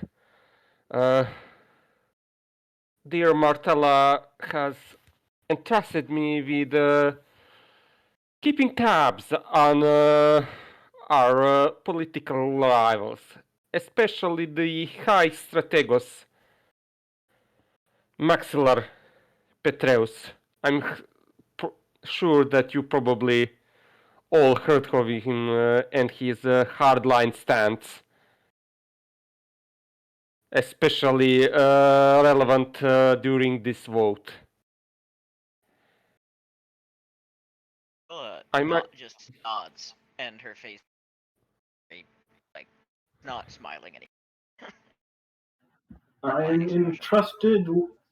I'm entrusted with a bit of sleight of hand to acquire 5 couriers, a butler, dagger, fan, journal, and spyglass. But I must admit that I'm not exactly the most dexterous wizard to have ever lived. Oh, that's the same task that I was given. I've been pondering how to make it work. Yeah. Well, you were trained in the art of the curmudgeons. Fortunately, there are some of us who may be able to help each other. I know that I have some talent in obtaining things quickly or secreting them. So Let's just call it be able a to skull. assist. It's just called skullduggery for the time being. And Yes, my that's a good word task. for it. And my task is create a scandal involving one of those who opposes our position, and Oh, a scandal. So we need to identify a particular individual and then arrange for them to have some doubt cast upon them. I think either Lucia or myself would be best at that. Yes, my dear, I have there. Yes, dear, I do love a good scandal. I would like all of you to keep Like in mind. she does that like cat eating with her hand. I would like all of you to keep in But- mind tonight that while you may not have tasks given to you that suit Your particular set of skills, they have been given to you specifically for a reason. I do not mind, and in fact, I encourage all of you helping each other. It would be problematic if certain individuals here undertake tasks for others. The delicate balance we're involved in tonight, I expect it to be maintained, which means not, especially when it comes to specific tasks, such as the ones given to those of you that are meant to make more public statements. Those specifically cannot be made by others. Been chosen, all of you, for your task specifically. To be taken out and care of by you specifically. You do need to find me if there are any complications during this task. You're taken care of. Anything you believe I need to know needs to be said in person. I'll be on the gallery tonight. Most of the evening. Need me? I'm there. I'm still keeping true to my agenda. I expect this night to be spent enjoying the gala. I would appreciate it if you let me. Understandable. And to share my own tasks here, I have been tasked with discovering the voting intentions of two of our erstwhile senators, namely the Duke Centimus and the Countess Pace. And in addition to discovering how they intend to vote, I also to discover why. Why may- is particularly important there? Yes. I may require some assistance on this, but only in the matter of perhaps getting them to speak. Does sound like you're. Sorry. No, continue. My apologies. Yeah, I can, I can distract people from the items I am to steal, but I'm a wizard, not a magician. Uh, taking coins from behind the ear without being noticed is not my strong suit. Actually, I believe there actually are due to be quite a few who have both of those skill sets there tonight. They put on quite impressive performances. A brief sort of flash of mirth. Athela smiles as she says that. Or at least they were years ago. I don't imagine that they would skimp on that now. I'm sure there'll be entertainments of every type here today. So in particular, if you do find that one of your visuals who are identifying happens to intend to vote against us, it could provide me with a quite useful person to target for my own tasks. Actually, I'd like to ask everyone here, to roll diplomacy checks. But before you do, I want to give you some context.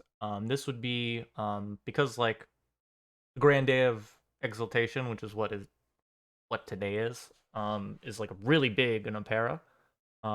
Pulls in people from all over, and there's a bunch of rumors that fly around about this, like all over the place. So if you guys want to try and gather that kind of information, you can give me diplomacy checks.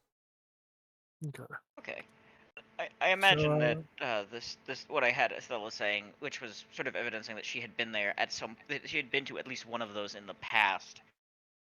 Yeah, that's what I was picking up, and that's totally fine. You guys can have been to these in the past. It's not common. Oh, first nat 20.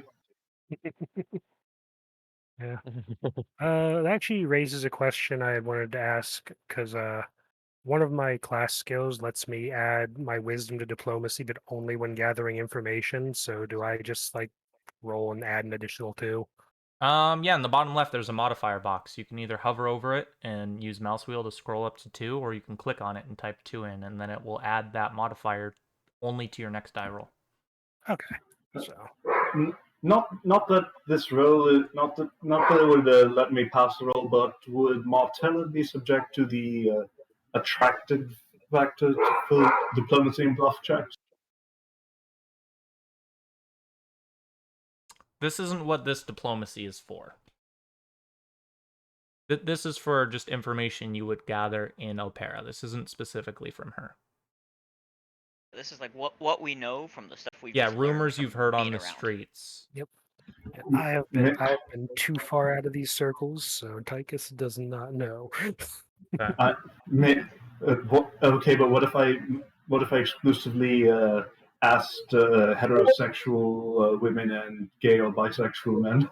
I would give it to you because it doesn't have a specific person. Like, you could definitely find people that would be attracted to you to find this information. That is a perk, and you can make use of that. Now you just need to double down on that and get a sacred bonus to it by worshiping Arshea and having the deific obedience feat. Okay. Let's start with Lucia. You have heard a rumor.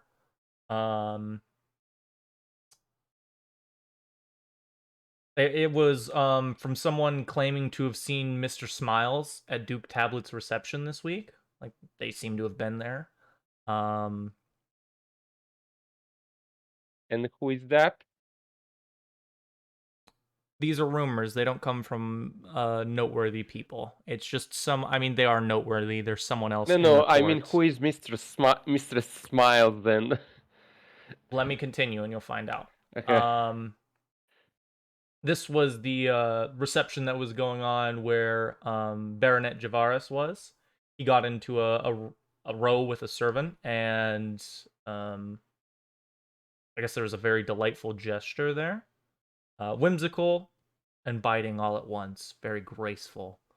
A little bit off-putting, though.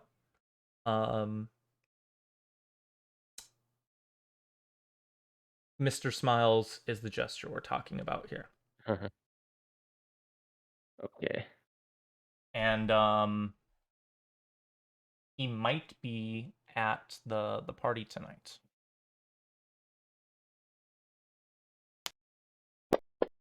I relayed the rumor to everyone else because it's like a juicy piece of gossip. And she loves to gossip. I also got some for Ventus. There was a younger senatorial aide, not a senatorial aide herself, but the daughter of a senatorial aide that you'd been talking to sometime in the last week. And she was talking about how she'd love to go inside the Senate Gala, a privilege she doesn't have since she isn't a Senate aide or a guest herself. And she brought up that she asked you if you knew that the building had been rebuilt 5 times, and that there were rooms inside them that even the people in the Senate didn't know about.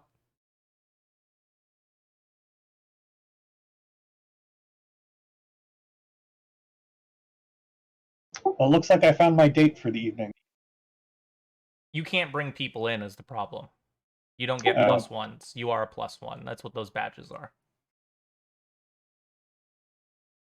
And like I said, she can't get in, unfortunately, since she's not a +1 or, a senator or a senate aide. Essentially, we have +1 badges. We don't have badges that let us bring a plus. Yeah. I gather. And this final one is for our lovely swashbuckler. You heard that the Senate is taking a bunch of new staff to prepare for this gala today. Big staffing increase.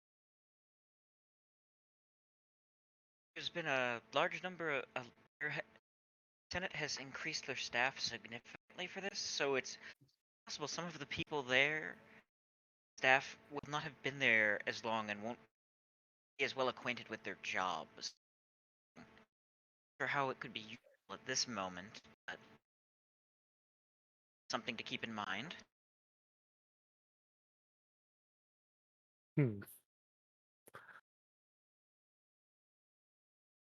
Yes, well, suppose that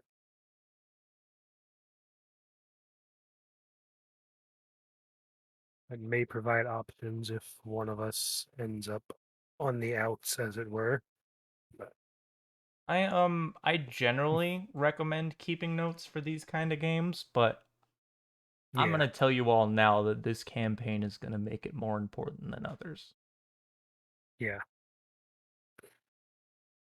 You have to remember which inbred bastard's fucking which other inbred bastard.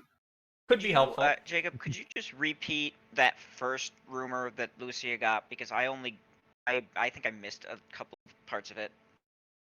Yeah, Lucia was talking to another lower nobleman who said they got to see a man named Mr. Smiles at Duke Talbot's reception this week. The one that Baronet Javaris got in a row with the servant. Said the jester there was delightful, whimsical, fighting all at once, very graceful. A tad off-putting though. That's how the conversation that man finished. Okay. The 'Cause meatiest. the other ones I got down. Yeah. I just hadn't quite gotten all of that one down. Well, they threw a bunch of names in, and it was the meatiest one, so I get it. yeah.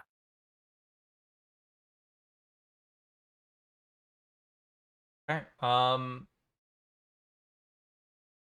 With that, you see Martella Lortheed. She looks over past all of you, back towards the curve in the room behind you guys, and you see the woman standing there that served you earlier, and she gestures towards Mortala. Says, "I believe it's time." And you see her look at and this I imagine this perplexes most, if not all of you, but she looks down at her wrist. Obviously, like us in the real world, we'd be like, she's gonna look down at a watch. There's no watch there, but she's definitely like miming like she is. She's like, I believe it's about time for you all to head off to the gala. It will take you all some time since you're using badges and not of similar standing as me, but one day you won't have to wait. Tonight's the beginning of that. Smiles at you all once again. It was pleasant, and I wish you all a good luck.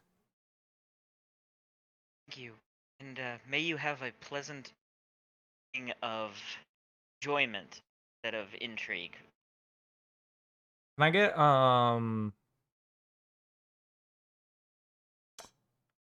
knowledge local checks from it?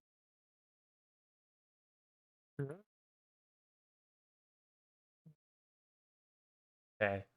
Lucia, did you pick up? I guess it's more for Deucin. Yeah. Oh, sorry. Did you? No, I mean everyone can roll it. I'm just this question I'm about to ask is more for the player than the character. Did you pick up how I phrased her last comment? I did not. Okay. She said, "I wish you all a good luck." Not a grammatically correct sentence if we're just using American Yeah. English. But Lucia would know, just literally fucking barely. Lucia would know that Martella Lortheed actually picked that up from a friend of hers when she was very young, a dock worker when she was in her teens, from the far north, spoke Common as a second language, and that was a statement that he would provide to people when he stopped talking to them. It's something she's carried on since then. A little quirk, a little chink in her Aldoran properness that she allows. Lucia raises her brow but stays quiet. And gets up and starts, I guess, walking toward the Senate building. It's only a few And blocks away. It's not that much of a walk. It would actually take you guys longer to walk from one end of the yard in the Senate building to the other end. Because that's a big building. Yeah. or goes back to her carriage. Or something. To drive her Yeah. a couple of Excuse blocks. me for just a moment. I need to go use the restroom. Okay. Hey, it's about that time. We can just call our 10-minute break here. That would Okay. work. All right. Yeah. 10-minute break works. And just to call it safe, we'll say it's just 6 after. I'll see you guys. Okay. Hey, and it's been fun so far, guys. Yeah. Yeah.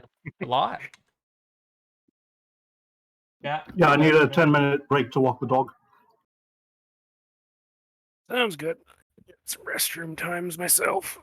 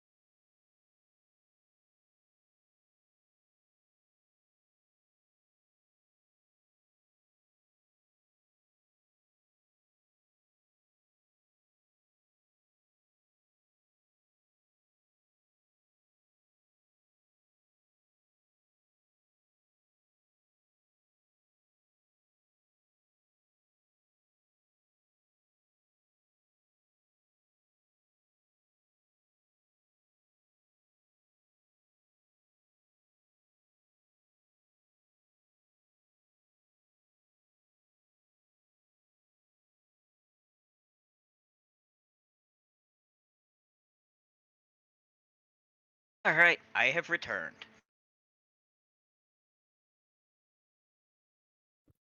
Hi guys, I'm back. Welcome back. Welcome to the club, gentlemen. I'm Ah, back. I'm back. that was a pretty interesting first little bit. Fun fact, I don't think that Tychus or Athela ever actually said their names. Or had anyone say them.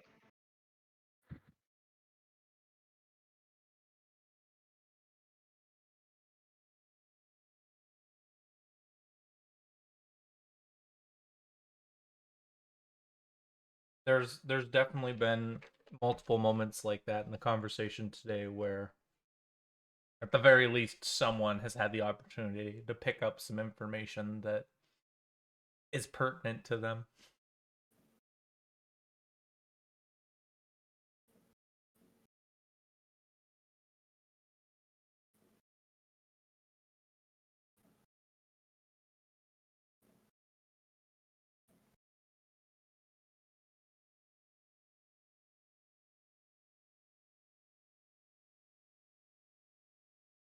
It's definitely been fun so far, guys, so it's like a good group. Really glad we got to get started tonight.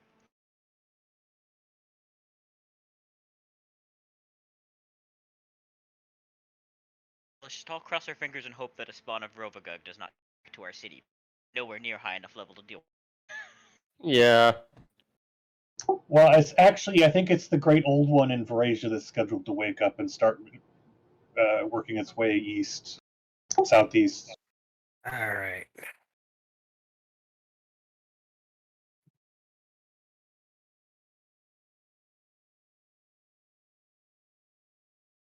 Roll call. Hello, Present. hello, hello. Hello. Present. Present. Volk, you're the one who was walking his dog. I think so. Well, if you guys want to wait a few minutes for him, I'm okay with it. If not, we'll just start. I have no problem waiting. Yeah, I can wait another minute or two. I don't mind waiting a minute. I also took my dog out. Basically just went to her normal spot, did her business, then ran over to me as if to say, I want to go back inside now. Back inside.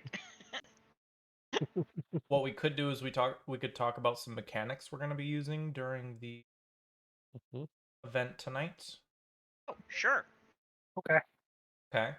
So, if you were attentive when you were reading the player's guide, you would see that they brought up social rounds. Something we're going to be experiencing. It's going to be the main mechanic today. Social rounds are supposed to represent an amount of time that you guys have to interact with whatever it is you're interacting with in the Senate. A social round is meant to represent about 15 minutes each, in which you will be able to attempt different types of skill checks to influence specific NPCs or to just generally affect the area you're in. And you're going to find once we get into the building that there are going to be different people in different places, as some of your missions may have hinted, and different activities you can take in different places. And not every room is going to be able to, and this is the same with people, they're all going to be interacted with differently. Traditionally, in most of your Pathfinder games, the way you're going to interact socially is specifically with, like, bluff, intimidate, diplomacy, and maybe sense motive, depending on your GM. But those aren't going to be the only skills available to you. Basically, if it's on your skill list, there's a decent chance that you're going to be able to use it at some point tonight. Fuck, there's a room that you can use handle animal in. So just keep that in mind. I will, since there are going to be so many different skills you can use for the rooms themselves, I will tell you which skills are available, because otherwise it would just be kind of annoying. And if you roll a high enough sense motive check, I Okay, will I'm tell back. you which one of them would be most advantageous. Did I miss anything? You missed everything. It's all been Yep. missed. There's- Everything's on fire. Yes. Yeah, I've been crowned king of the world, and some goblins are attacking Isagur again. I'm just going through how social rounds work. So it's not terribly bad that you were gone.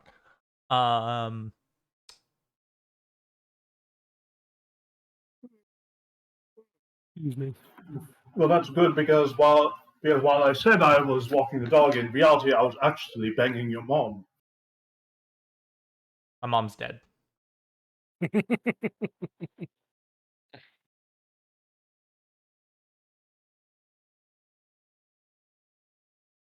She's not actually dead. It's actually worse. There was a funeral that I was supposed to go to today, and that's what she's doing. So I hope you're not. Be weird. Especially since she's married. But you know what? You do you. Each one of these social rounds is going to represent an opportunity for you to do one major action, as a traditional round in combat might, for example. This includes some things I've brought up, like influencing an area or NPC, but this also includes attempting mission-related skill checks. I know some of yours aren't directly one of those two other things, but it would take you about the same amount of, maybe not time or effort, but the same abstraction we're using here, a social round to accomplish or make progress on one of your skills, depending on what your mission is. But you can freely move around the Senate floor once we get there in between rounds. If you want to go influence new places or new areas or just investigate things. So it's kind of an abstraction of the traditional combat that everyone is used to. And at its face value is very simple, but it has enough intricacies once we get into it that I can appreciate the fact that they added this. It just hurts me that they added it so late. And I really do hope, even though I doubt I'll ever play 2E, that they use the social rounds in it, because they seem effective at what they're trying to do. Well, I can tell you they haven't until now. I mean, this is 1E. Well, they're just finished translating everything that they need and made a basis of 2E. I guess they can start diversifying now. I'm going to talk about a little bit of the specifics for influencing areas and NPCs. If you guys have tried using social skills before, you'll have a pretty decent understanding of how influencing an NPC works. Yeah. It's a little bit different in social rounds, and it's also kind of abstracted here for this specific encounter we're going to have. But basically, if you're going to influence an NPC, you have two options. You can either attempt a discovery check or an influence check. A discovery check will let you learn one of the skills that you can use to influence a target, which would give you a bonus. And the skill and DC for that varies. Normally, though, if you make like a sense motive or knowledge nobility check, you can figure out the DC and the skill. So you can do a discovery check and figure out what the discovery check would be. Or you can just influence them, which is just attempting to win them over, as it normally would be, using one of the specific skills listed to influence them. So just because you have social skills specifically does not mean they will work on everyone, because there are different things that different people are interested in. Oh yeah, plus 14 bonus to to knowledge nobility. Means you have a pretty decent chance of figuring out what people's weaknesses are if you're looking for them. Or, I don't think they call them strengths, but there's effectively weaknesses and strengths. There's skills that are normal when it comes to interacting with them, then there's some that work less, and there's some that work better. If you try and talk to a guy who doesn't care about the poor, and you try and talk to him about the poor, turns out it's not really going to work on him. If you talk to someone who doesn't like women and you're a woman, you might have penalties there too. I think that example's in the book. Yeah, I think they do, like, if you talk to someone who Oh, cares so- about elves, So if but we doesn't... talk to the gamer nobility, then Well, I meant more if we talk to like the one who like is anti-women in general, but sure. 'Cause that was the example he had in the book. Yeah, the Like, example was misogynistic noble. for canceling them out, and it said, like, you could have someone who cares about elves but doesn't care about women, and then the +2 bonuses would end up canceling each other out, so you'd have a neutral role if you were like a elvish woman. Yeah, I think that was the example. Yeah, that was the book example because I'm looking through it here. But if you haven't used influence checks before, it is pulling from the influence checks when it comes to succeeding by increments of 5. So if you succeed a check to influence someone by 5 or more past the threshold, then you can increase the degree to which you increase their opinion of you. And failing these checks can be catastrophic if you fail enough as well. You might try a check to influence someone and then end up insulting them or pissing them off, something like that. So try and not do that. starting World War III by fumbling in an attempt to compliment a woman for her chest. There you go. Areas are way easier to explain. Basically, there's going to be a handful of skills that you guys can once again figure out how to figure out what skills they are by rolling checks I've brought up previously. And then you can roll those checks, and if you hit the DC, or by every number that you exceed the DC of the check, you add to this pool of points for that specific location. And this is something you guys can all do, so if multiple of you are in the same place influencing an area, you can work on it together. When the number point exceeds certain thresholds, I'll give you a little bit of information and like a reward associated with it. And every area is going to have multiple thresholds and multiple potential rewards. Okay. Well, And I would expect to see these systems in the future because, I mean, I haven't read all the books. Like I told you guys, I just own this first one. But with how much effort they put into making sure that we understand these rules, I have a feeling we're going to be using them regularly. I mean, it That seems makes like it. sense. Yeah. I mean, you can always ask me to provide you with a 1E book if you need one. No, I think I'm good. Thank you, though. Otherwise, I don't think there's any stuff related to the Exaltation Gala that I'm gonna mess with right now. But what we can move forwards towards is the actual events themselves. And events plural, I meant event single. You guys all head off. You start walking up the block towards the Senate building, and once you get to the end of the street that you're actually on now, it opens up and you can see the Senate building looming over as it sits on this small hill in the center of town. This big pearly white building with a fence surrounding it and some well-kept ground. And at the front you can see a fairly elaborate looking gate with 2 guards in it in metal armor with green and blue clothing underneath it, fabric, and one of them is talking to a few ladies that are trying to get into the building. and you can see that there are literally hundreds of people waiting in line right now. Probably gonna be a minute. You're gonna end up spending a decent amount of time, and at the end of the line where it's forming as you're approaching it, you can see that there are a few more guards that are like helping make sure the line stays structured and just avoids churning into like a mob. Like you all get this feeling that like given the opportunity to like everyone here would just rush the gate if they could get in. Like a toy store on the day after Thanksgiving. Or like McDonald's surrounded by Redditors who heard that they're serving that Rick and Morty sauce. Yes.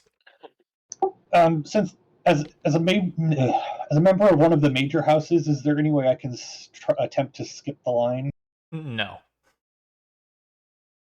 The only people that get to avoid the line are Senate members and actually important members of the main houses. You're not important enough for that.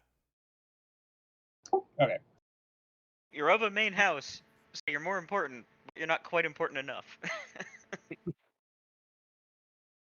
Yeah, think like only a handful of people from the main branch of your family. It's not even the entire main branch. It's just a few of them that don't have to worry about this line. Okay. Thanks. Super Ithella looks exclusive. she looks kind of wistfully over at the people who did not have to wait in line as they walk in. And this is going to take some time, and it might actually be worth your time to describe a little bit of what's going on here. This is a very expansive line, as I've already mentioned. You can see senatorial aides and many minor nobles such as yourselves and various other people deemed useful or important that are all lined up here. And you can tell standing in this line, it's going to take you hours to get through this. And through these hours of you standing here, there's going to be like dozens of extremely eager merchants that are going to attempt to sell a variety of different things to you and the rest of the people in the line. Quite a bit of it is actually like specifically novelty Taldan flags and phony pieces of historical memorabilia. So if you want to get some Taldan merch, this is your time, guys. This makes me think of the people who, like with like the t-shirts and all that stuff, who stand outside, who like swarm the areas outside of like baseball stadiums.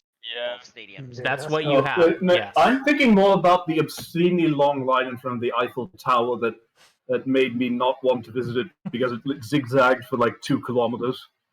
And there were lines of vendors heckling people to buy cheap shit from them. Yeah, that sounds about right. After like the 2-hour mark is when you like start regularly hearing people like bemoan about the wait and starting to tout about their respective level and how important they are based on their association with this person or another. And it sounds like there might be a few people in the party who feel this way too. Kybrek mostly just takes the time to chat to the locals to see, just get a feel for what the Taldanes are like, since he hasn't been in Toldo for very long. Yeah, perfect. This will give your character time to get a lot of the information that we talked about today and then some. That makes sense. Though I will say for everyone, whether or not you've done this before, this is just fucking tiresome as hell. This is an event to go through. Yeah. I mean, it's worth it to get in there, right? It has to be if there's a line like this, but God, does it suck. It does. Yes. Just part of the charm, isn't it? Yeah, I sincerely hope they don't adapt War for the Crown as the next CRPG, because I'm pretty sure most people wouldn't get past the tutorial. Yeah. I'm pretty sure that they would like adapt it in such a way that it was like you talk to like 5 people in line and then you get a cutscene that moves of being in line. Yeah. I bet they're gonna do something like fucking. They're gonna do like Iron Gods or like Skull and Shackles next. Yeah. I'm pretty sure that it's Iron Gods, but I'm not. Same But here. because Iron Gods. Some of the comments that developers made Also, about what they want to do. Also, they're hiring like people who are skilled in like designing like sci-fi aesthetics. Techno barbarians. Ugh. I'm not gonna buy Iron Gods. Like I bought the other two, but if they make Iron Gods, I'm not gonna play it. Like I'm not interested in that. I only ran. I ran the first book of it, and it was all right. But then the party played wiped through and never started again. I've played through the first book of it, and it was fun. Yeah. I had a party that heavily bought into the stuff. Iron Gods is mostly like an Unga Bunga smash kill campaign. Like it's 99% dungeon crawling. Anyway, Let's get back to standing in line. Yep. Been standing in line so long, we're starting to hallucinate in other timelines. Yeah. Not too long after that like 2 hour mark, one of the inspectors that's been going up and down the line and like pulling different people aside and bringing them back, one of them approaches you. She looks very dreary as she makes her way through the crowd. Maybe a knowledge local check when she approaches you. Okay. 1 second. The damn thing Hey. froze on me.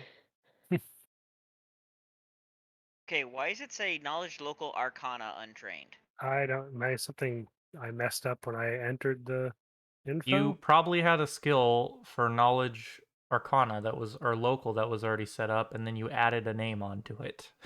I'd probably do it. I'll fix that. Do that again. Take it out of there. Put it in there. Also, I guess just delete this.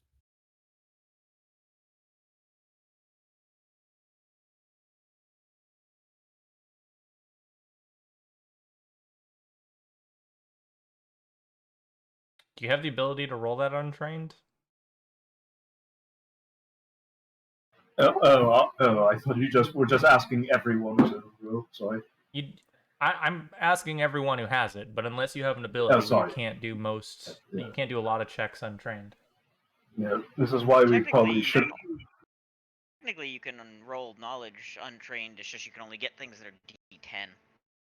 Which is assumed knowledge, so there's literally no point in doing that, and I don't know why it's a rule, because a DC 10 on checks is assumed knowledge. So if you have assumed knowledge that fits for something, I will just assume you have it. Unless the intent is the opportunity for your characters to be on average dumber, which doesn't make any sense because it's called assumed knowledge. Okay, so what do we know about the lady? Nothing with those rolls. Damn it. Not even the 20. So Not trained. Yeah, you're not trained. No, like Lukia got a 20. That was earlier. Yeah, I got a 13. I rolled an 11. Yeah. With a +5. Yeah, this dreary looking inspector comes up to you, and she kind of like spreads her hand out, kind of getting you all closer to each other than you had been previously. She says, "I'm gonna need you to come this way," and she starts churning herself and kind of maybe like pushing like Ventus, the closest one to her, in that direction, ushering all of you to come with her. Says, "Random inspection." Yeah, he presents his peace-bound. Oh wait, no. He complies with a nod and just like waits for further instruction, mostly. Yeah, as long as everyone's complying, she's gonna bring you over to the base of the steps to the Senate building, which is like probably like a little over 100 feet, just barely ahead of where you guys are right now. It's the Senate. The stairs to the Senate building are actually pretty wide though, so you're a decent way away from the crowd, probably about like 30 feet. And there's still more Senate stairs that you could go to get farther away. Can I get sense motive checks from everyone? Yeah, that's what I was considering asking about. Oh, damn it. Don't fuck me. Nice. It fucked me. Cool.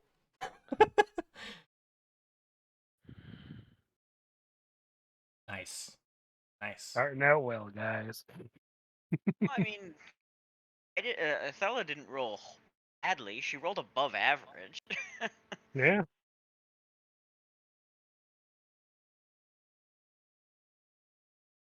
Yeah, now that you guys are away from the crowd, she introduces herself. Says the name's Cathan Zalar. I represent How do you spell that? the what? The name? Name. KATHANN space ZALAR.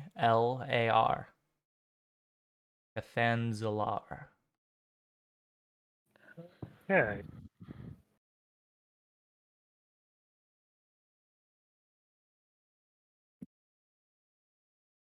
Yeah. She seems fairly unimpressed as she eyes a few of you, and you can kind of tell out of respect she says her name when she gave it to you guys, and she says, "Here, working Pleasure, for I'm sure.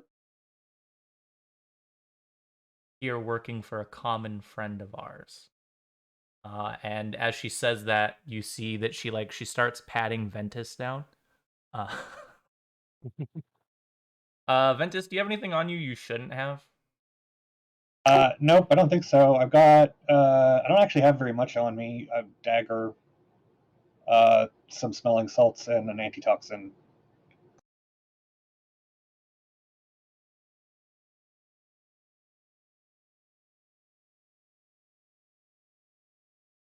Okay, as she continues to pat you down, um, anyone have any response to this? Very good. Yeah. Said she's my mutual friend. Yeah. Yeah, just if hope you're not going to ask me to undo my belt. Oh, So, nothing we like seem to have that. lost Deucin. I'm not surprised, to be honest. Yeah, he shows his dagger, spell book, component pouch, the whole, and beneath he's got Haramaki on, since it's recommended protection for arcane casters in his family. Okay. Yeah, wait, he's wearing the thing that's like a. Okay. Those are just kind of interesting. I'm like, okay, that's an interesting looking attire he's got on. No, like the Haramaki is worn beneath his clothes, since it's small enough to fit beneath. Yeah. Yeah, I think it's like a It's like chain. a sash. Yeah, It's like which is decorative dancer type armored sash thing. I think it's worn around the stomach, actually. Yeah, it's basically like a big armored belt. Yeah, he's basically wearing it as like a small vest in case of stabbings. Yeah. Is anyone here carrying anything they shouldn't inside the Senate? I don't believe so. I have my holy symbol, but I guess that would just be like a pendant. He's also wearing a pendant of the Archon Kroiner. Yeah. If it matters for this specifically, it's a pendant that looks like a rose. This belt bears the sigil of Strivida Draxstein, which is a let me try and find the note. Yes, the skull of a bat with a sword stabbed through it. Nice. Yeah, because to represent that they are monster slayers. The Stella has a dagger and a weapon, and they're both peace-bound. Nice. Yeah, I do have I have a Morning Star and a dagger, both peace-bound as instructed. Yeah, after like a And quick pat down of you- Ventus, yeah, she his continue. his dagger is also peace-bound and is, of course, fancy and elaborate as you'd expect of a nobleman, but not actually masterwork because it's more meant for show or ritual than combat. Deucin just says that his internet died on him. Nice. That's somewhat awkward. Noteworthy thing about that, if you send me messages on Discord during a session, I'm not going to pay attention to them unless you specifically tell me in chat, like in the voice channel, because I'm not looking at Discord during our sessions. I'm looking at the game. I'm focused on the game. So if you send me messages and I don't respond, that's why. I'm not ignoring you. I'm just focused on what we're doing right now. So if you do have something important that you can't say publicly or you just want to say privately, just be like, hey, Jacob, send you a private message. If you could check it, that'd be great. And I'll go look at it. Gotcha. Because to be honest, if Steven hadn't said anything, I wouldn't have even fucking looked. Wouldn't have even known. After the quick pat down of Ventus, which I mean, I assume this has this happened to you before, Ventus? Almost certainly. Yeah. Okay, that's what I thought. This is a very unthorough search. Like, if you were trying to, you definitely could have snuck something past this woman. Yeah, someone who's very much not interested in their job. After At least that, she not kind for of us. does a pretty quick walk around the three of you, not even checking any of you individually, just eyeing you as she walks around the three of you, Tychus, Davlik, and Bella. And then she says, "You look clean. Follow me." And she starts walking up the Alright. steps. I follow. Yeah. She brings you I'll, up to the two guards at the gate, and the one that's checking people, the one that doesn't have his fucking like poleaxe out, or pike, depending on how you want to look at it. It's pretty thick. It's probably more of a poleaxe, but kind of looks like a pike. It just depends. It's one of those items that, like, depending on who you ask, it's called one thing or it's called another. Yep. And the man who doesn't have his poleaxe out, he just asks for your badges, which you should, like everyone else, have like pinned somewhere obvious on your front. Yeah, he presents his bat badge and, of course, tips his top hat while doing so. Okay. He just waves you in, and as long as all of you guys show your badge, he does it for everyone. Shows hers. Once inside, he removes his monocle and mumbles about hating to have to wear the thing for propriety's sake. Okay.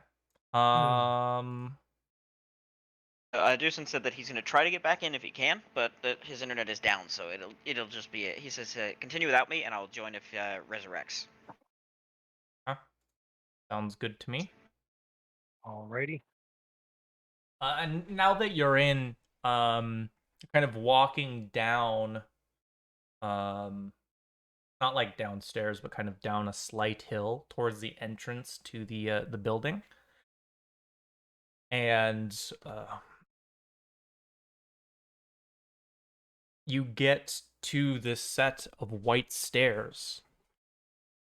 It's literally 100 of them. It's like a known thing for the Senate building that there's exactly 100 steps down to the main floor. And inside you can see literally hundreds, even more than the line that was behind you, of nobles, both minor and major. Many faces that you haven't seen, so many you wish you have. And tonight you have the opportunity to, as well as talking to other important people, such as some of those senatorial aides we talked about earlier, foreign dignitaries, and anyone else worthy of merit enough to be at this grand hall tonight. And they're all down below you. You see them talking, mingling. Plenty of them have drinks. Small groups over here, a few larger ones over there. And there are various areas within this room that we can discuss. And I'll give you a little bit more of a description once I've given you a map. Boy. Apps.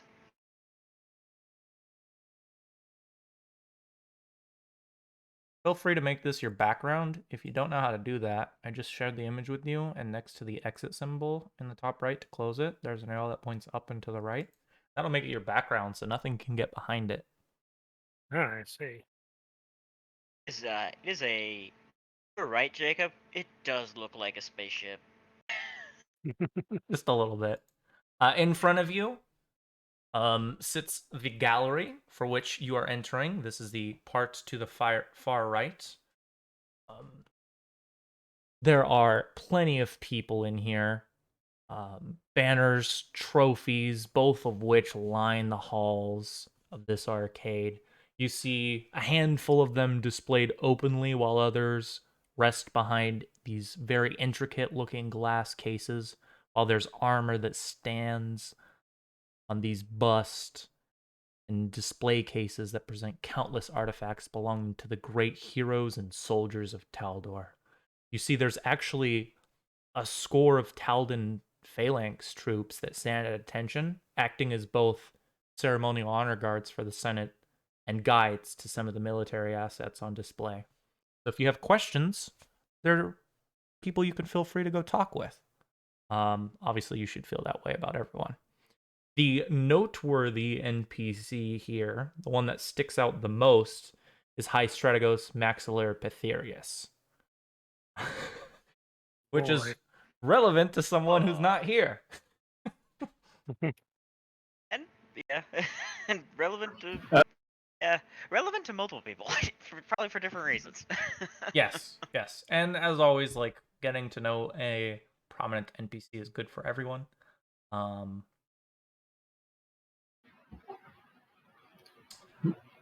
this area is called what again? Sorry. This is the Arcade of Triumphs. Special note here for some of you. If you have the theft mission, this is where you would need to steal at least 3 of the items. Which, Oh boy. another note here that I don't know if anyone picked up on, but there are multiple people here with the theft mission. There's 3 items. Everyone with a thief mission has been told to take 3 items, and it was never specified if you guys can just get 3 communally, or if you need to get 3 individually. Surprised no one questioned this, but I'll leave it up to you guys to decide. Oh dear. Definitely a relevant point. The thieves should have asked this question.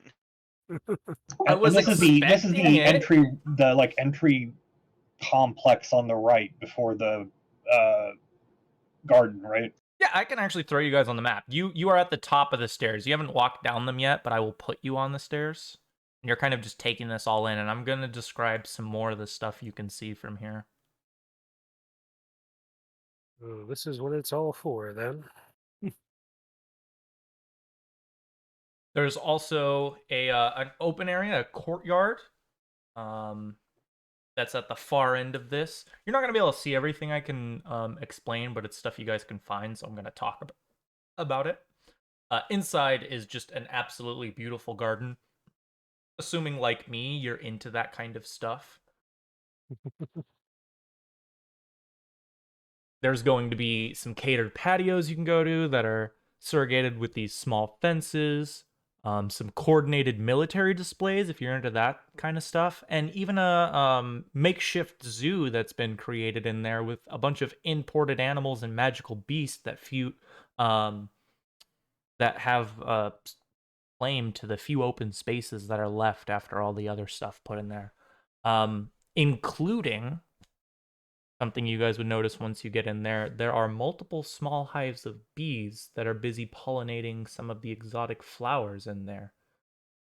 If you're into sweets like honey, you would know that in the kitchen tonight, these bees' honey will be used on many of the delicacies for which you will get to enjoy with the light supper that comes towards the end of the evening. And there are many senior nobles that are enjoying breaks in this open space here. If you need a breather while in the senatorial building, this is the place to go. Noteworthy NPCs. One that Lothi didn't bring up specifically, and you guys may or may not have been expecting. Princess Entropia is going to be here. She is there currently, as well as Lady Gloriani Marilia, which I have a feeling most of you don't know. But she is like one of Princess Entropia's like staunchest allies. She 100% believes that Avistan's aristocracy needs to like hold up their end of the deal. And she thinks that Princess Entropia is going to be fundamental in that. And it's that belief right there that is actually one of the many important factors in their relationship. Can I roll a knowledge nobility check on her? If you go into that area, I will let you. Once we get to that.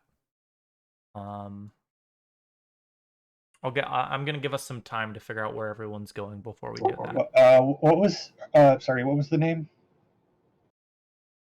Of who? the princess's companion? Lady Gloriana Marilia.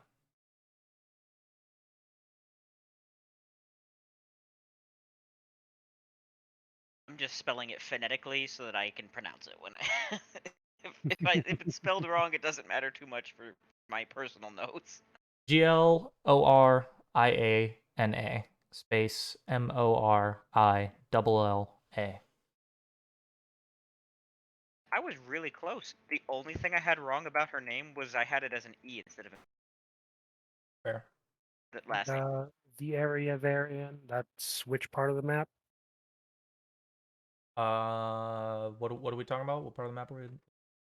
You're talking about where the princess is the main NPC there? I'm just trying to get an idea of who's where on the map. Is that Garden. garden? Okay. Who's the main NPC? I don't know what you're talking. The princess? You said she's here and she's the main NPC for the area you were talking about? The princess and notable then NPC. Lady Gloriana Marilli. Yes. Marilla, So, sorry.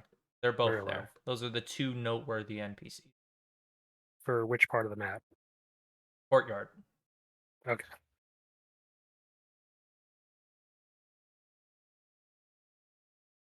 And then there's the Emperor's Hall that you have to move through to get into the Senate floor, which is that big spiral sitting area in the center, in the back of the room.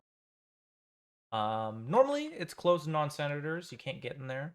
But it opens up to special guests during events like today. And there's just a throng of would-be nobles that are taking their chance to duck in and have a few moments of a power fantasy. I wouldn't be surprised if most, if not all of you do at some point, just to get in there and have a mock legislation or engage in some lively debates, something like that. it's a party. And Yeah. there's a lot of people are there and enjoying their moment of get to act like I have power for a moment. There are a couple Ooh. noteworthy people here. Baron Nicholas Akira, sorry. Baron Nicholas Akira. He's actually a pretty big deal. He's a hero in the county of Merritt. And he's also a very good-looking man. The reason he's a hero is because he's a great fighter who has done quite a bit for this country. He's a veteran.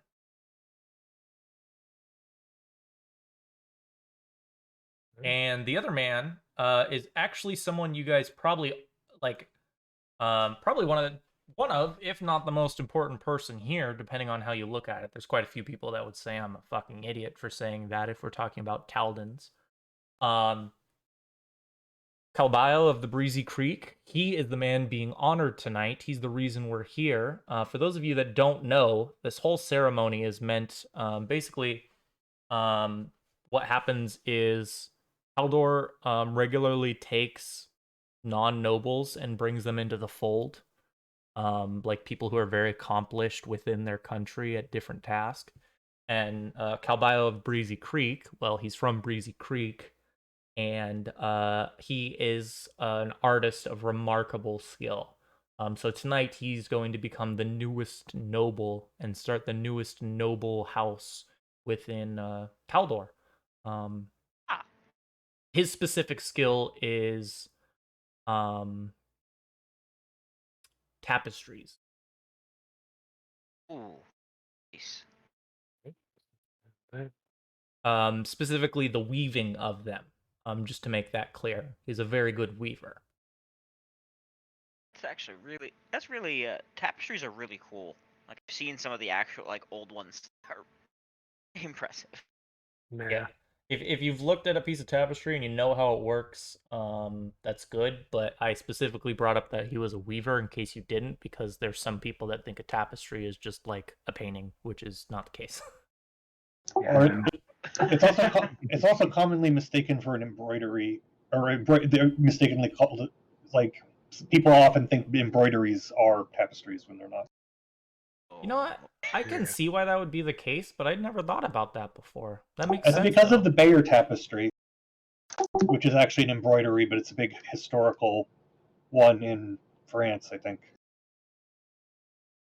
Oh yeah, I know what you're talking about. The one that's I think that's one where is one of the sources for what actual like knights in armor looked like in like the 13th century.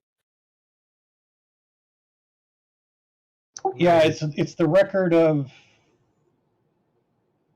one of the king's wars. I don't.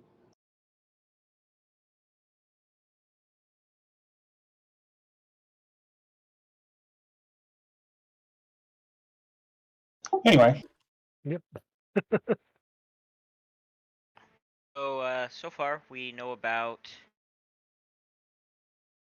the entry hall area, which is the Arcade of Triumphs. Then there's the garden area. There's the Emperor's Hall.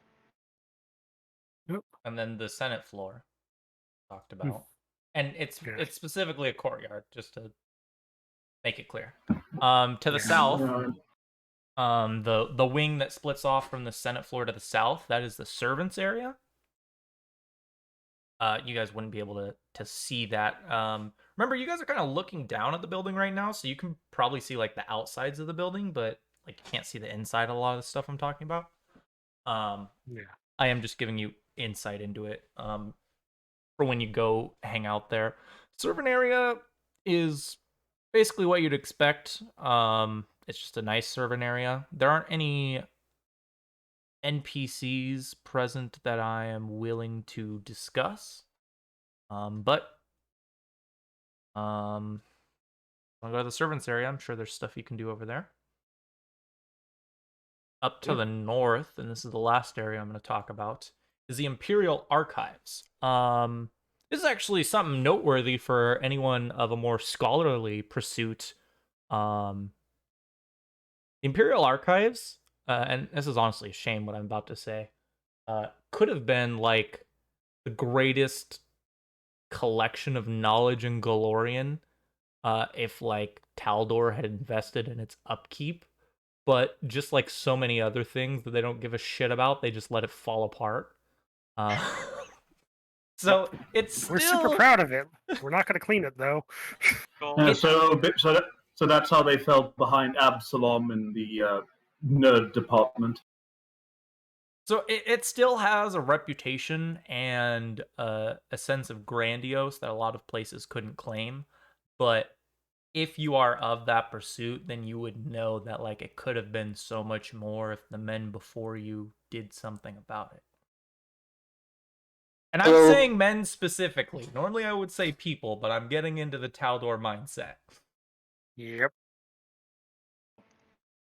Old Taldor.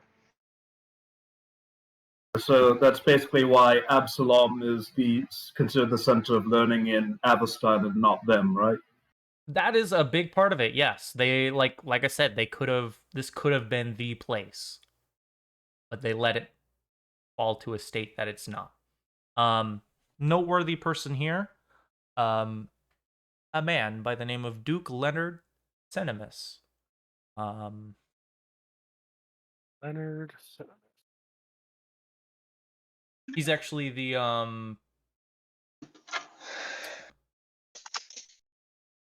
he's the Duke of he's the attending Duke specifically of Grand Duchess Ciceri Tiberian of the Tandic Prefecture. He's an intellectual who is a well-known administrator because of his skills, though he is known for lacking people skills specifically. Sorry, who's Man in the library who's smart but is a little awkward. This seems familiar. Hello, guys. Can you hear me? I I can. can, Yeah. yeah, I can hear you. Same. Sorry, you said the Duke was the attending Duke of which Grand Duchess? Oh, Grand Duchess Cicera Tiberian of the Tandic Prefecture.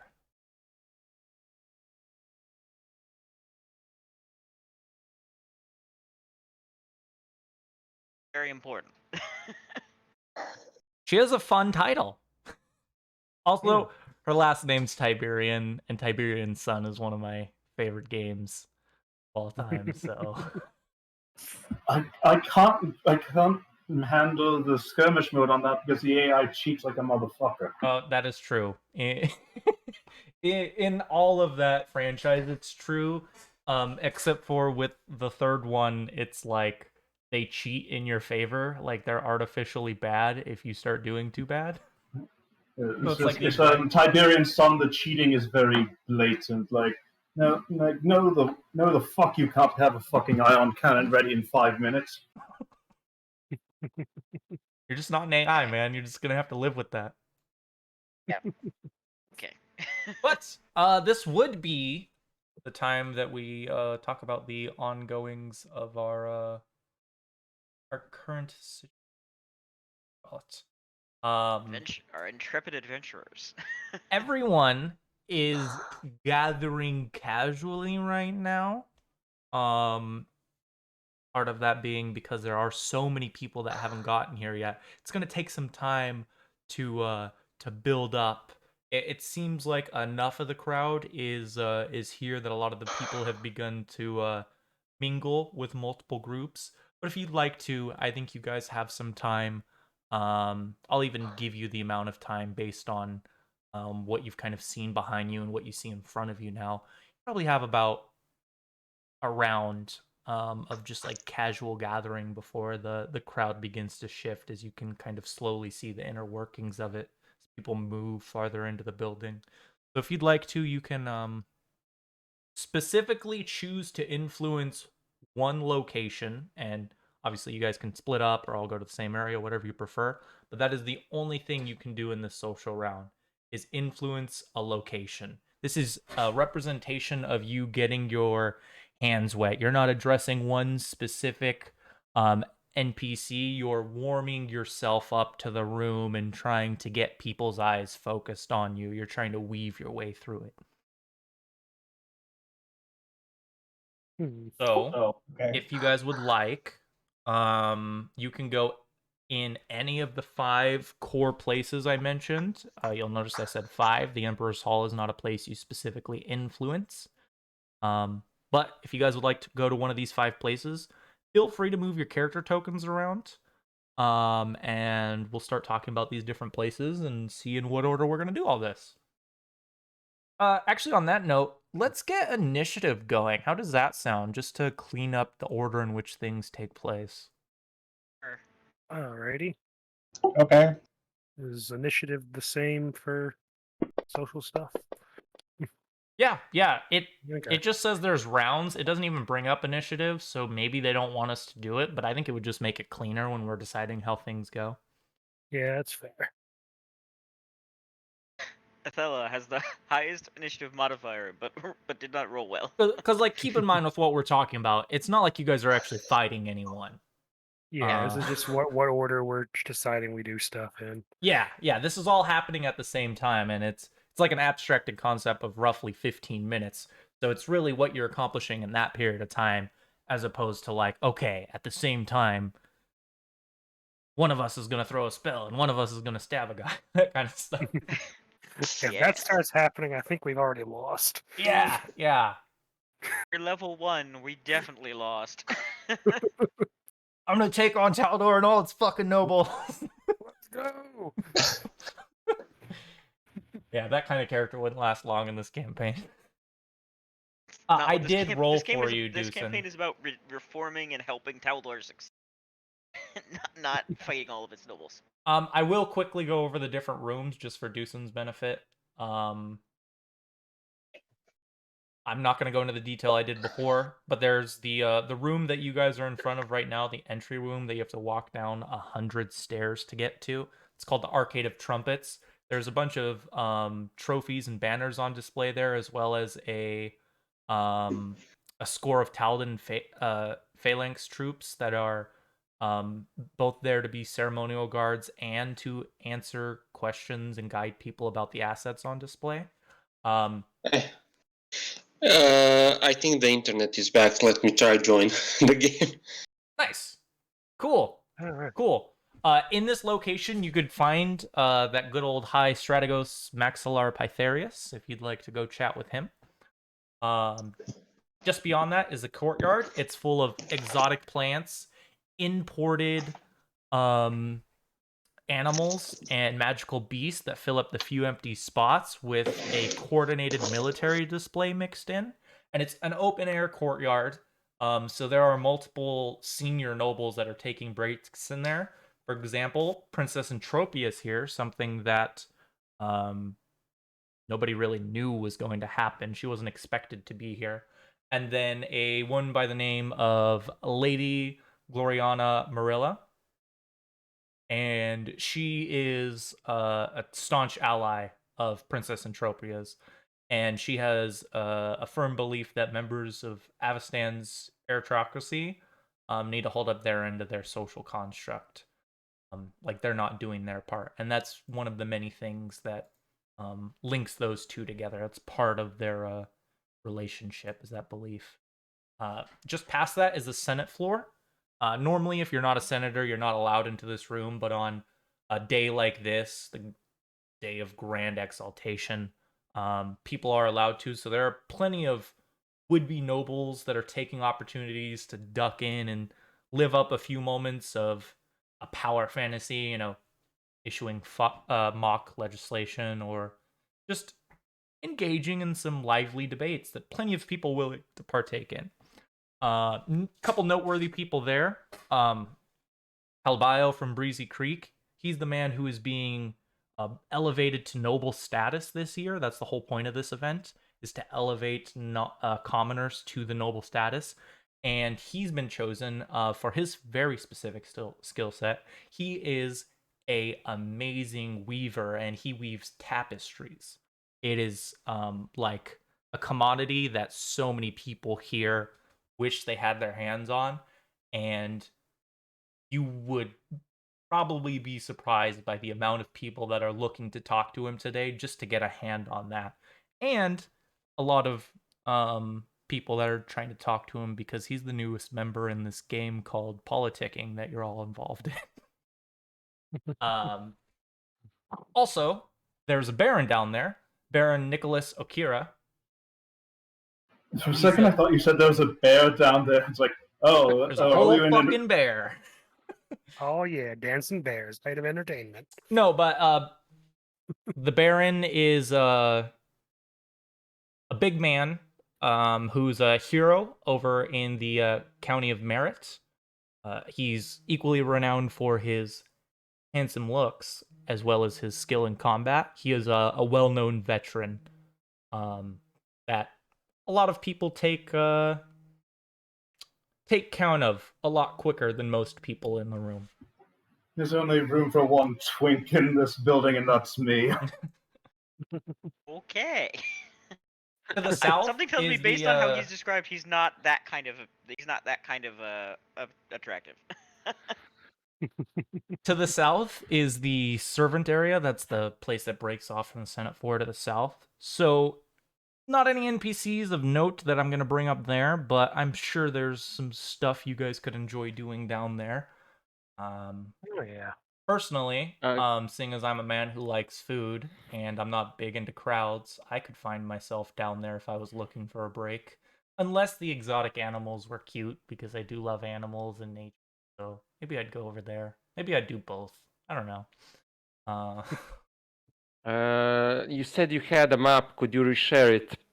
I could, Right, yeah. or you could just go to the images sidebar and find the Yes. map that says Senate of Taldor.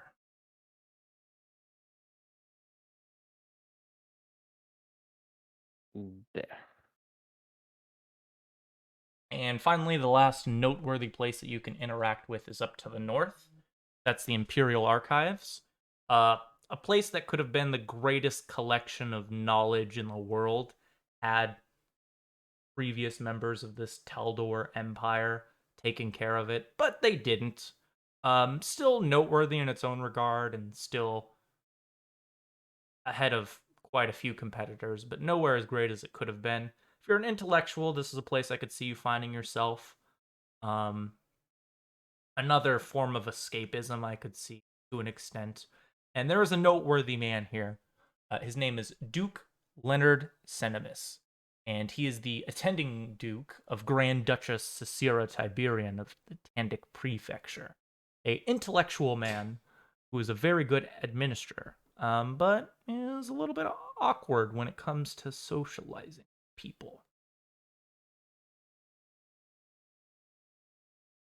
With all that out of the way, what do we think about moving ourselves around to the different places we want to influence? You guys want to chat about it first, or you just want to go with your gut instinct? What's going on here, guys? Figure it out. We should probably like figure out like who's doing what, since we have rather different skill sets.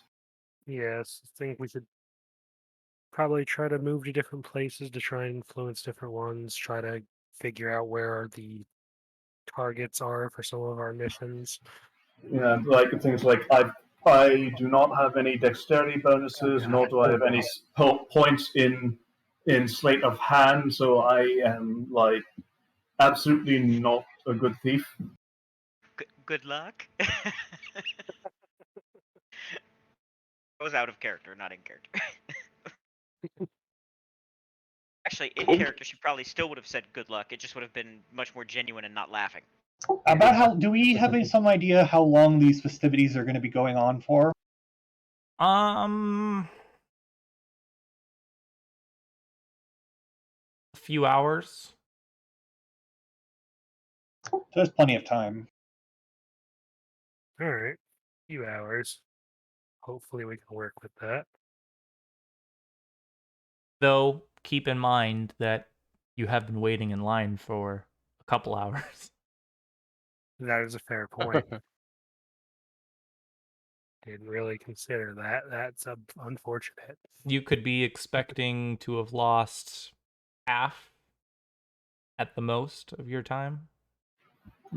I think what I like for my thievery, like the best better thing for me to do would be to like distract people, which would make it easier for someone more competent at thievery to take the things.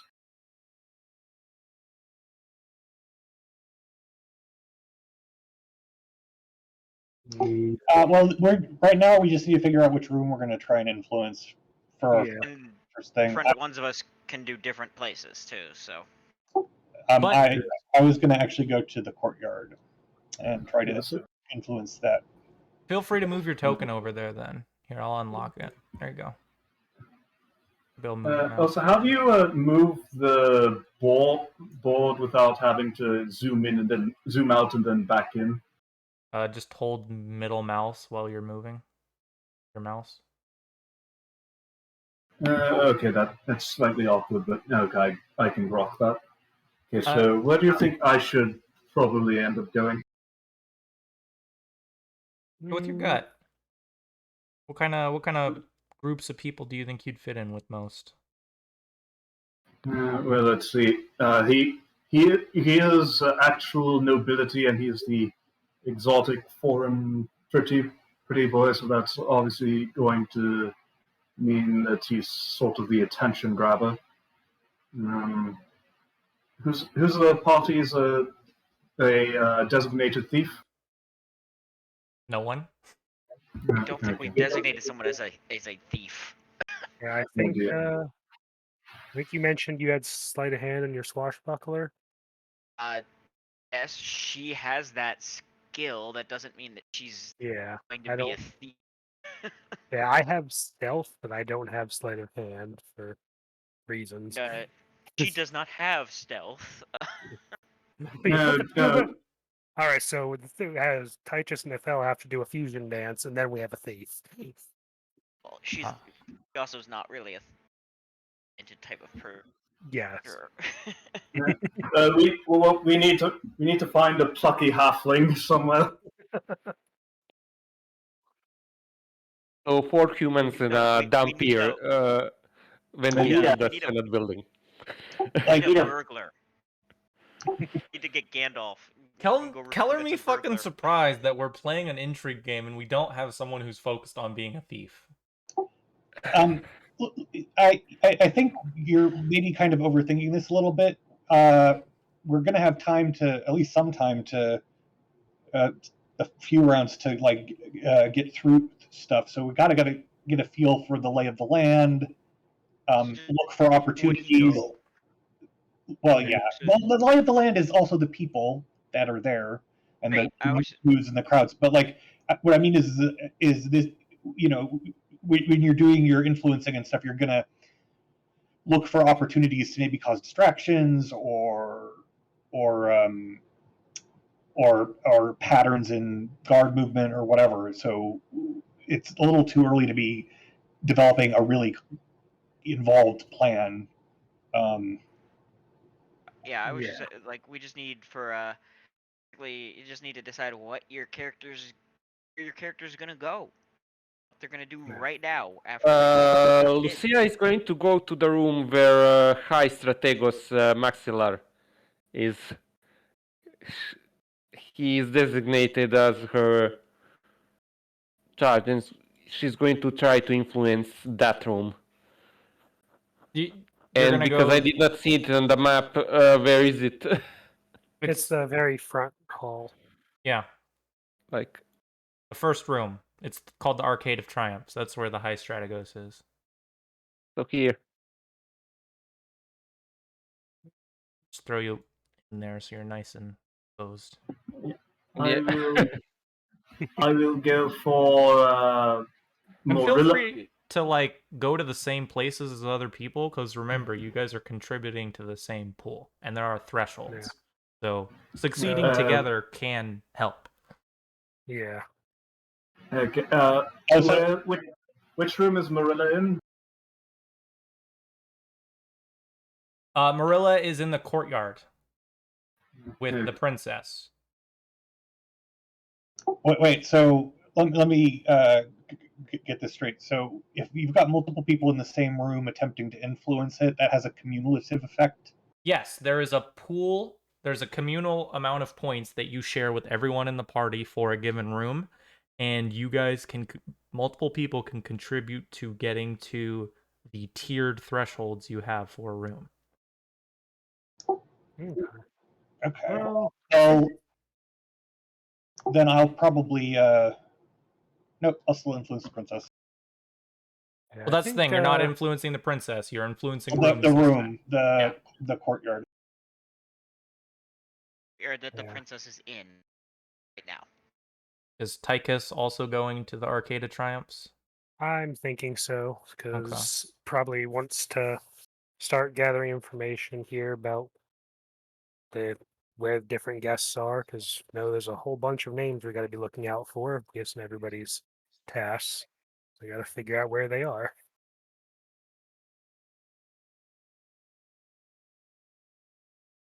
Oh, I forgot one. I forgot to mention one. So this might change the gallery. Remember we were talking about that?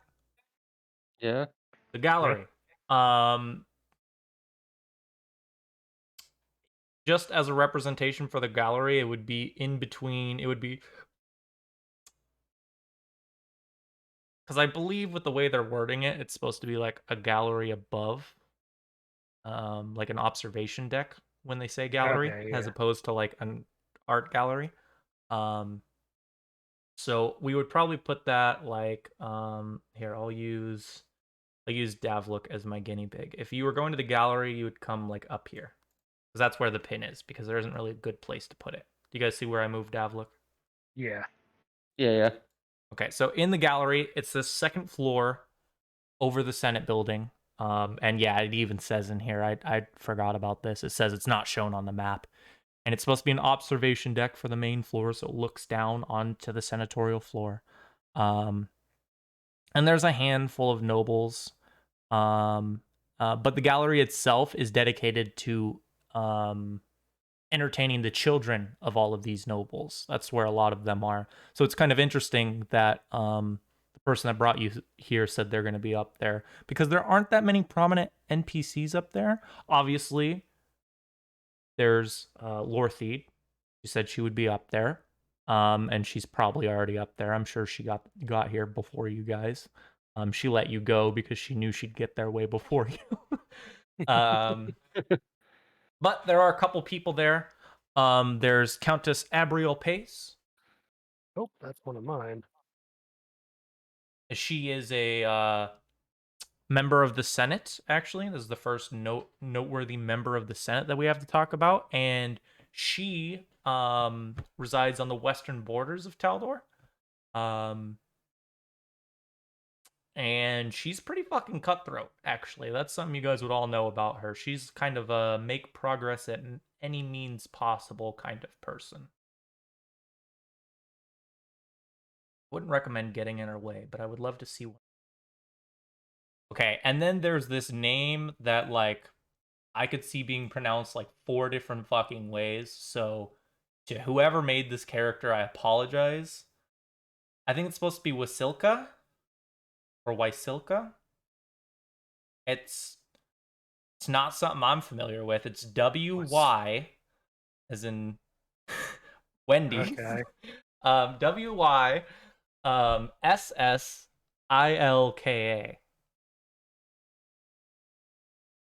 Maybe they were going for something vaguely Slavic sounding. That's a weird one. I'm going with Wasilka. Okay. I think you're supposed to pronounce both S's, so I'm lightly pronouncing the first one and then giving a hard pronunciation to the second one. Wasilka the Fabulous. Boy.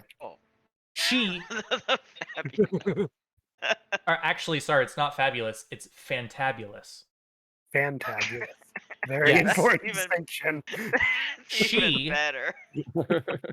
has taken on the role of children's entertainer for the night. She is a jovial halfling working to amuse the noble-born children.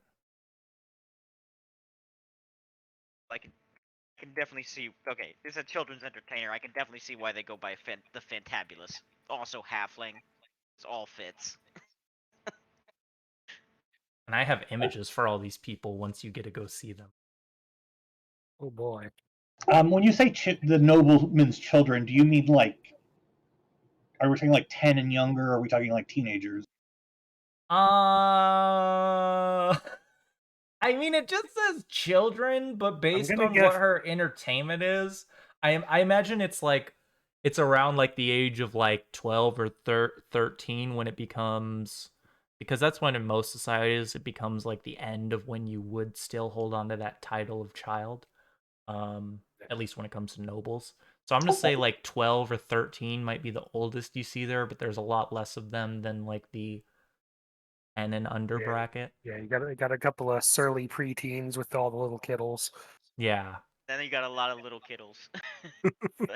And there's a lot, because remember, we have like I think the Senate itself, which represents a lot of the major players in Taldor, is like 200 people, but there's still a bunch of other prominent nobles that aren't Senate members, so we're probably talking like hundreds of kids, I would imagine. Though, like, Lots of realistically, with the kids. scope they're providing here, it's probably like less than 200. Yeah.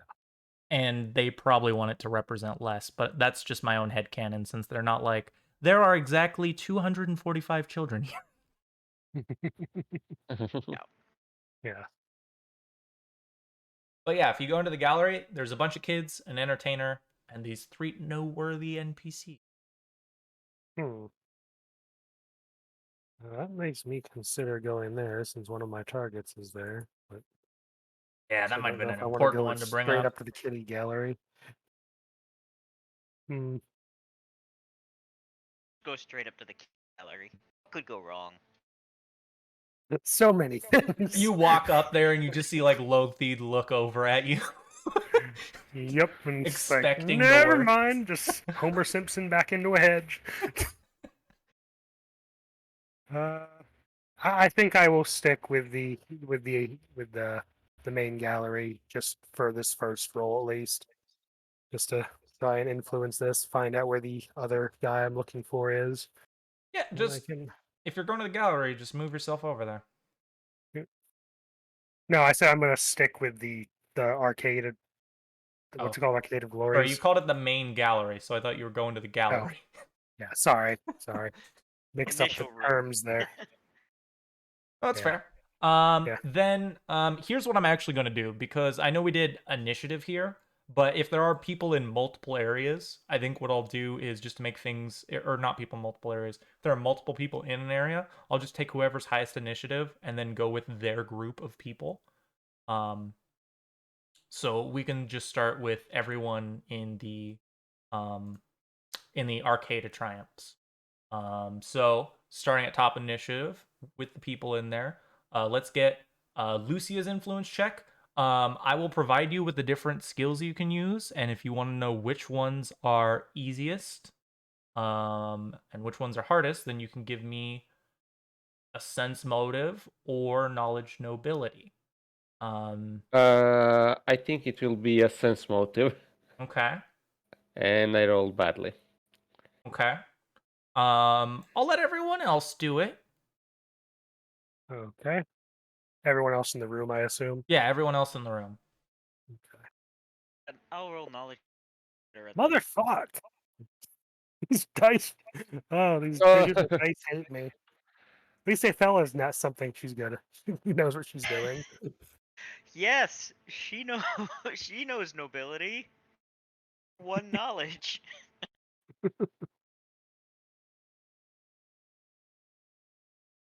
Oh, this is gonna end with everything on fire. Please no.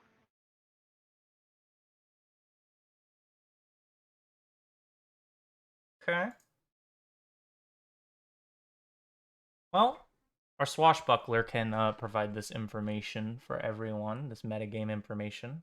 Appraise is going to be your easiest at DC 11, followed up by knowledge, history, or nobility, which is slightly harder, followed up by perception and spellcraft, which are definitely the hardest. Oh, and I would put use magic device on the same level as appraise.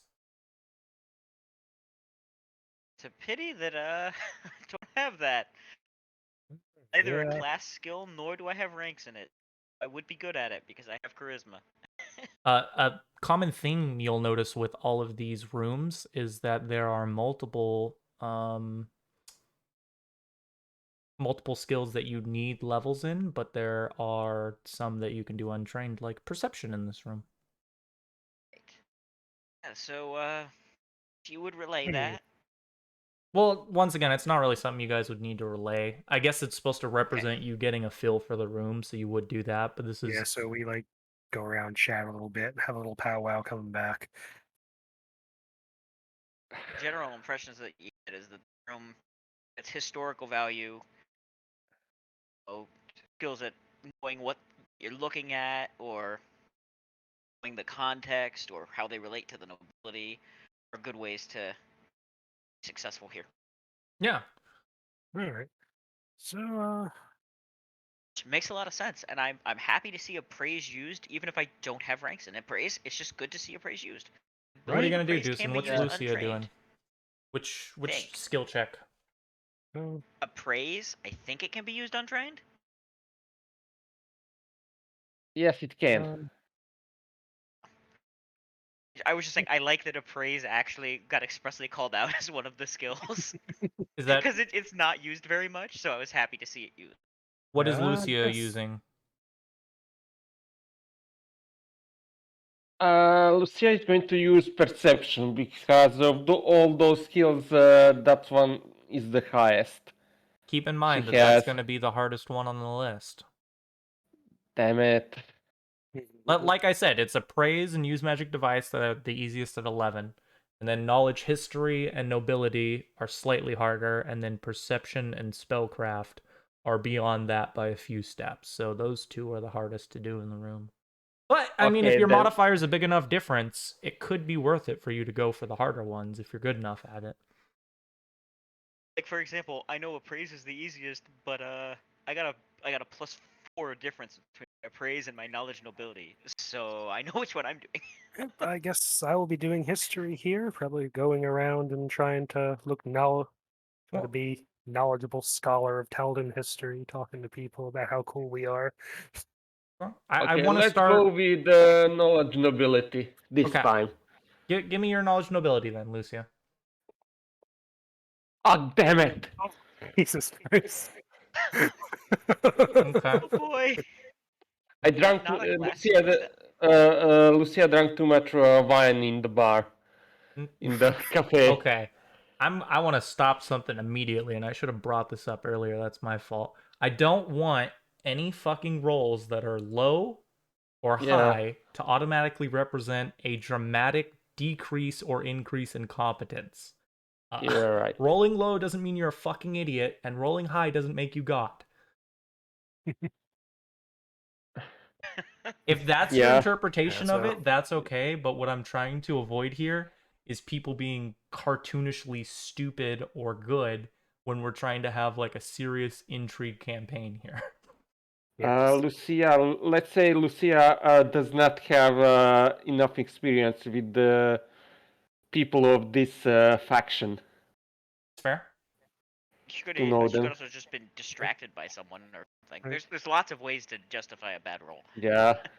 I've just had some missteps trying to get the feel for the room. What about Tychus? I do like that name. Alright, so I guess I'll roll my knowledge nobility. It should be Tychus next. All right, so here's one knowledge history coming up. Oh Let's right, see if initiative, sorry. Yeah, that's fine. See if I can be an impressive nerd. Oh, Somewhat. you can. Disappointing, though. Oh, that education wasn't totally worthless. Okay. That is a weird result. Knowledge history, religion, untrained. Yeah, I think it's because it's something way I set my skill sheet. I've been trying to fix it, but I think you I need don't- to delete all of your knowledges and then remake them and then name them. yeah, That's what I had to do probably. once when I had something similar happen.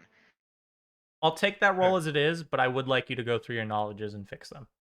Okay. Yeah, I've been working on it Okay. throughout the night here. I'm just trying to not get distracted too much. That's fair. That's actually almost enough to get you through the first threshold. Oh. Oh, that's That was good. really good. That was a really good roll. Yeah. DC 12 is what you were shooting for. Oh, Okay. Okay. So I guess I'll have Stella make hers. I would like to know a little bit of like what this Represents. Yes, let's see how Tychus is pulling onto the crowd. So I guess my method would be like moving through the room, entering conversations with people, discussing different past glories of Taldor, and showing off that I have some now pretty clear knowledge of historical events. So we're just talking up uh, different events that I think are like related to the people who are talking. So if I notice this person's from house such and such, I'll spin off a factoid about how their great great granddad did something amazing on the battlefield or in the court or something like that, and just I sort of love try it. to get into people's good graces that way. You do that with one man, and you see it gets his attention, and he pulls a couple people over, and like really wants you to feel the fire, but the information about like his great great great granddad. And you like overhear a conversation off to the side, like one of these phalanx troopers that's here to like give information about an item, and you like hear him say something wrong about it, so you like bring your group over to this smaller group of people, and you're like, actually, Oh God, that is actually, guy. Well, actually.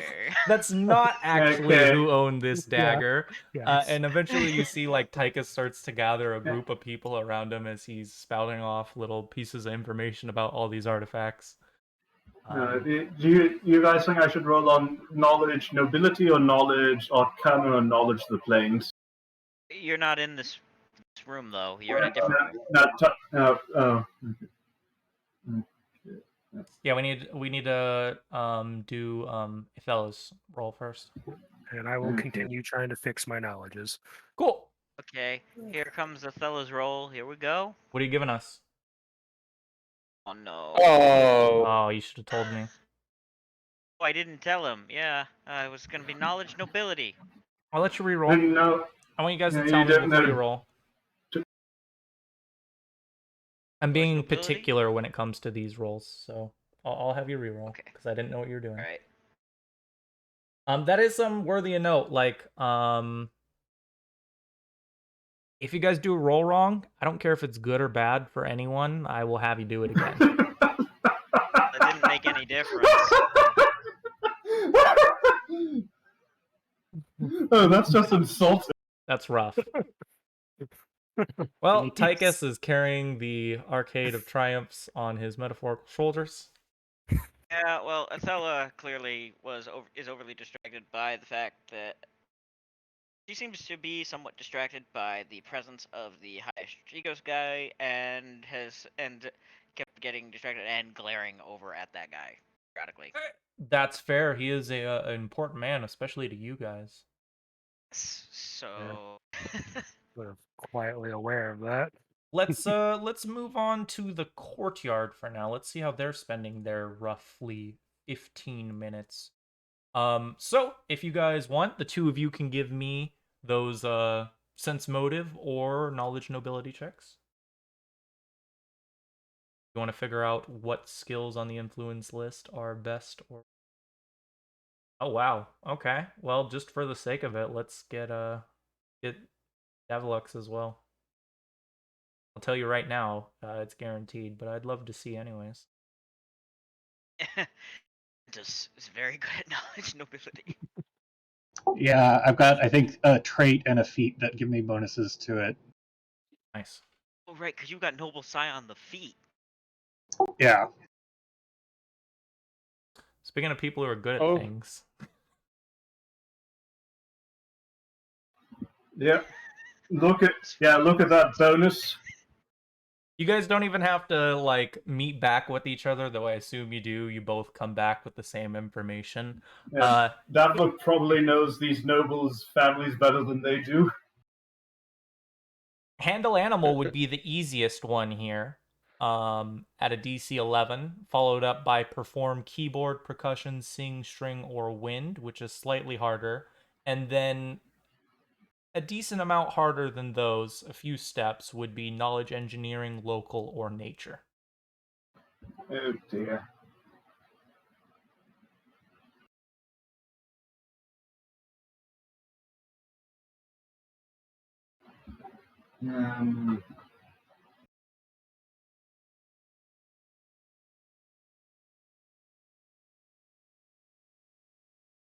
Um, We can try to use diplomacy if we don't have any of those instead. Is that right? Actually not the case with influencing rooms. So if you don't have one of these skills, this is straight up a place you can't influence because all of those are check based. Or are all trained. You have to. I think all of those are trained skills, and I don't have. Yeah. You don't have any of them? No. no. That is a rather odd selection of skills. Is it really though? If you think about what's in there.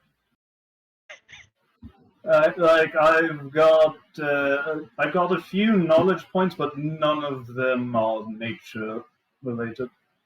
I mean, like handle animal, yeah. It's just the knowledge a lot more than they're engineering, all knowledge those. local, knowledge nature. Yeah, knowledge local. Nope, I don't have knowledge local either. I have Arcana, History, and Nobility. Rough. Get the hell out of here. Go somewhere else. Go to a room that someone isn't in, you two. Okay, I'll go to the archives. Figure might as well come. No room influencing for you guys in the courtyard. What are we doing with Davluk? Where is the archive? It's in the north. It's the same place Ventus went to. Okay, I'm gonna double check some of these skills. Okay, I know. Without giving you any order, there's knowledge arcana, geography, and history here, as well as linguistics, profession librarian and scribe, and stealth. So these can, yes, this can be done. I didn't even have to read that out loud. I should have just seen there was stealth there and left it alone. I can do linguistics. Give me those knowledge, nobility, or sense motives again.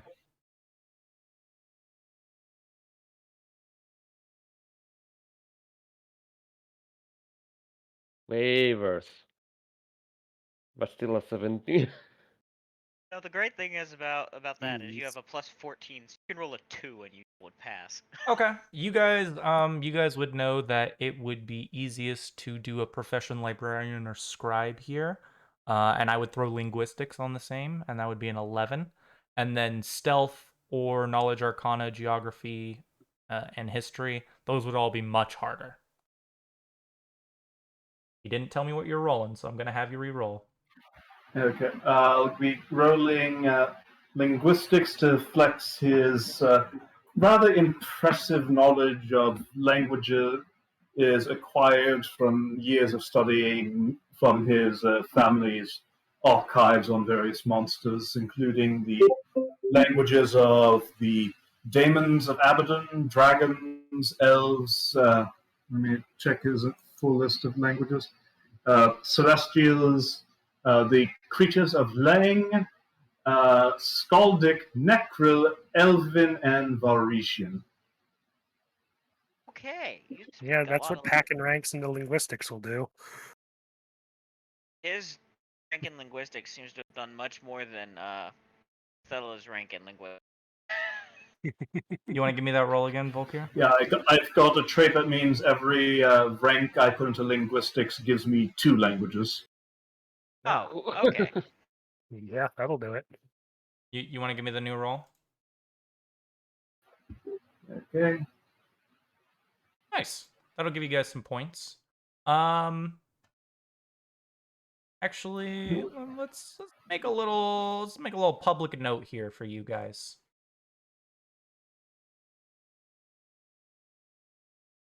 Make one for you guys called influence. that everyone will have access to.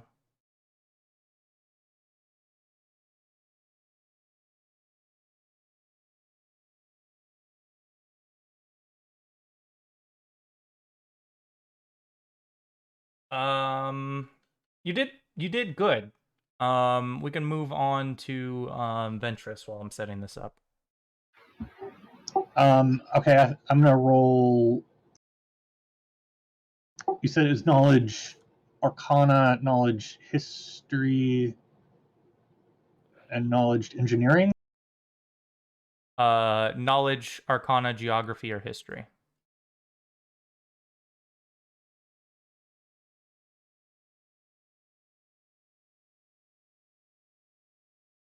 Which one are you going with? I'll go with arcana then.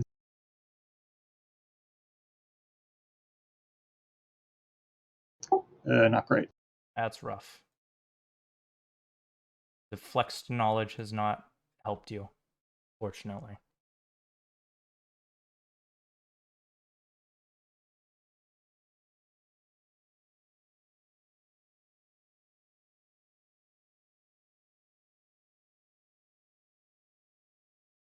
The Imperial Archives will have 3, and the Arcade of Triumphs will have 9.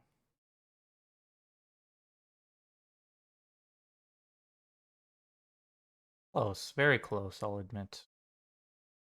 Fortunate that a lot of us rolled really bad. Yeah. Really, really bad. Is the way.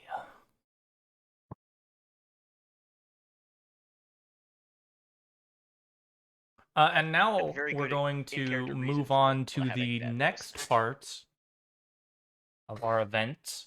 And this is gonna occur in the courtyard, where all of you are free to go to if you want. There's gonna be some stuff going on there. I'd recommend it as you follow the crowd. Yep. I don't know. You see dozens of senators, well-wishers, and people just hanging around that begin to gather around Eutropia as she arrives in the courtyard. She seemed to slip in here like unnoticed and completely unannounced. And that's something you guys would have picked up as you were moving through the crowd just now. And you can see that she has this large gaggle around her at this point. You see Lady Gloriana Marilla kind of steps up in front of the princess, and she very loudly clinks on her glass. She introduces the princess and addresses her for this gathering.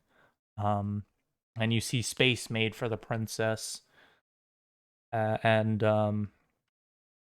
Gloriana helps the princess climb onto the garden's stone railing so that she can be seen and heard by everyone here.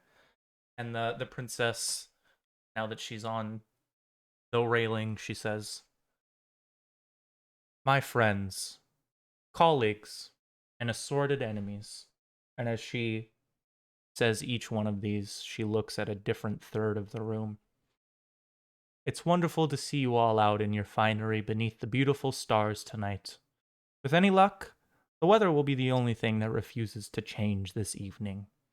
We've all gathered here tonight to honor Maestro Calbaio of Breezy Creek, a master artisan and a true patriot for his exquisite skills and service to our glorious empire." She gives a moment for everyone to let that seep in.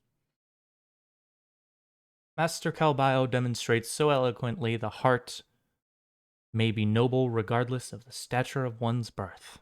And while it may be premature, I hope to be the first to congratulate you, sir, on the exaltation you will see tonight and welcome you into the ranks of Taldor's long-live aristocracy. And you can see the crowd is kind of starting to build up with this conversation.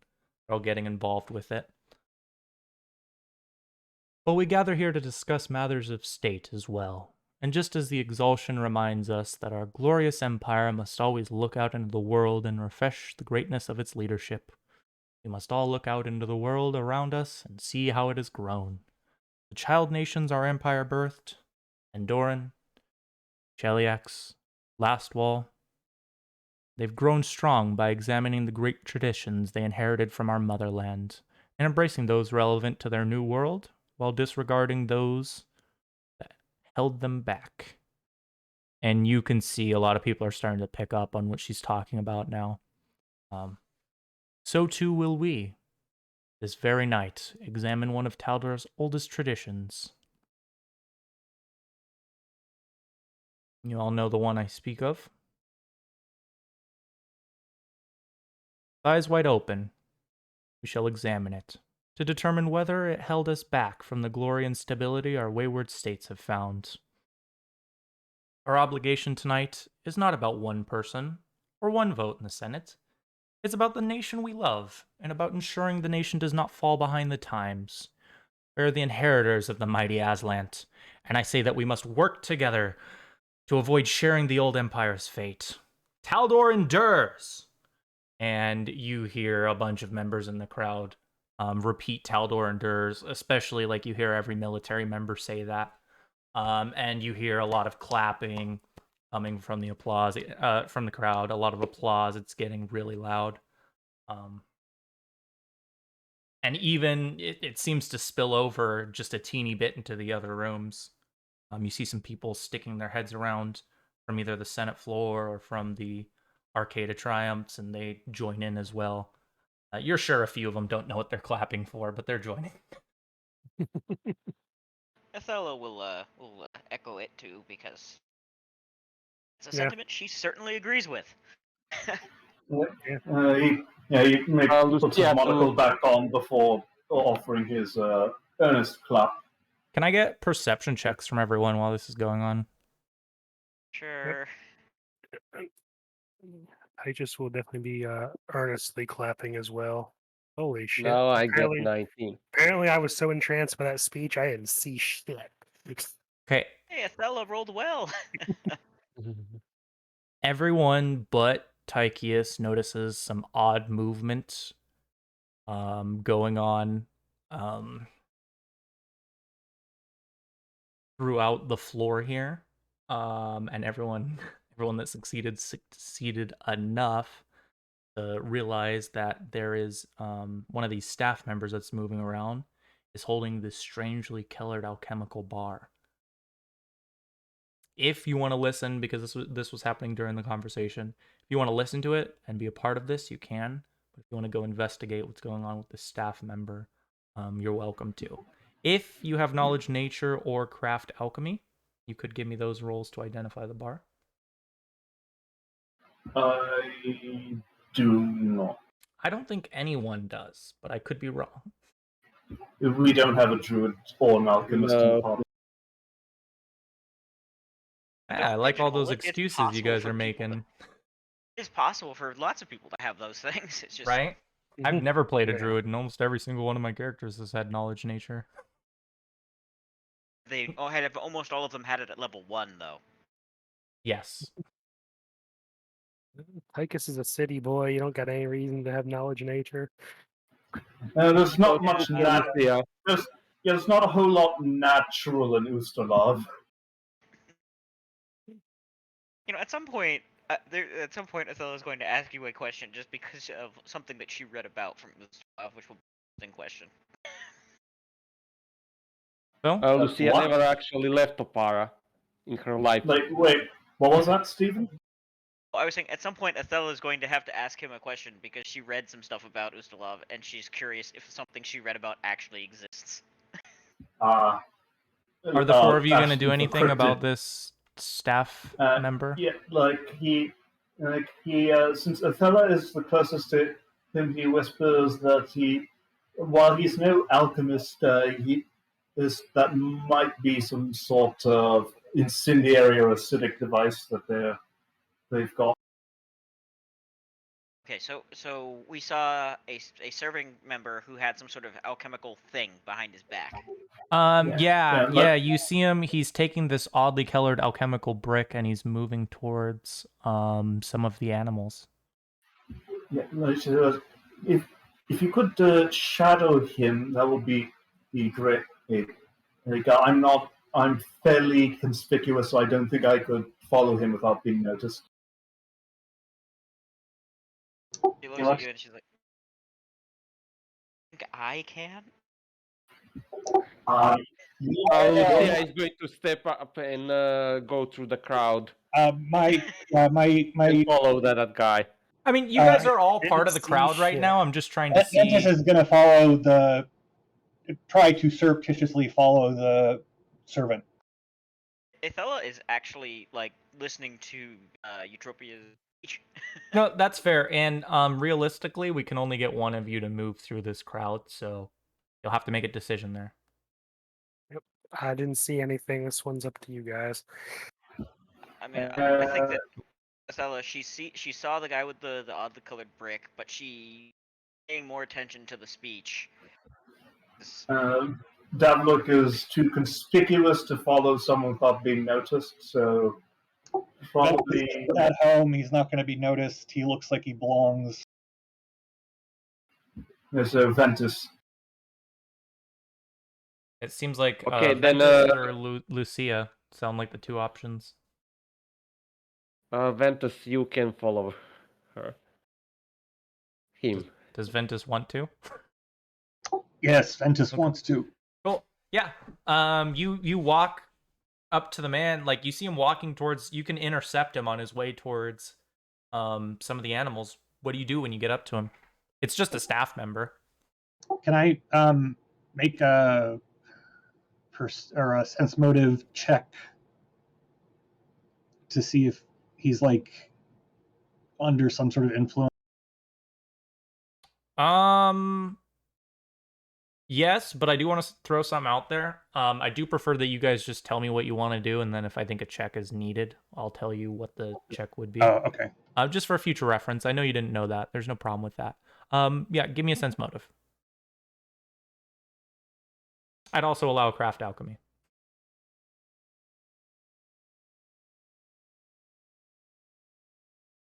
Damn it. There isn't anything outside of like where he's going that's inherently strange. I mean, the bar included.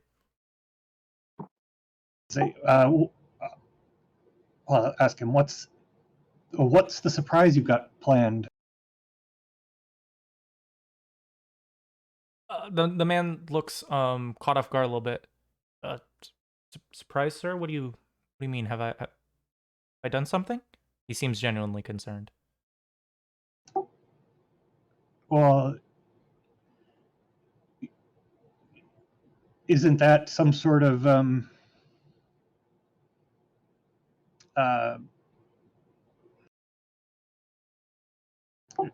well, I didn't hear that last part. Some sort of what?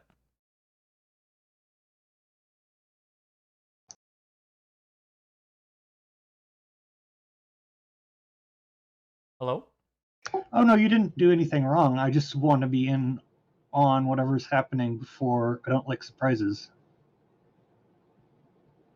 Oh, you mean this? One of the phalanx guards told me to put the wafer near the beehives. Told me it would keep them calm, so that they wouldn't cause any incidents. I see. Okay. Well, that's less interesting than I thought it'd be.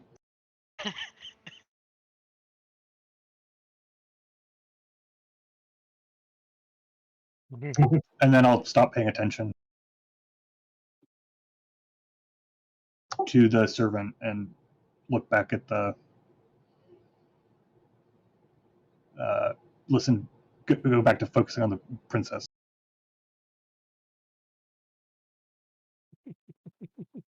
Okay.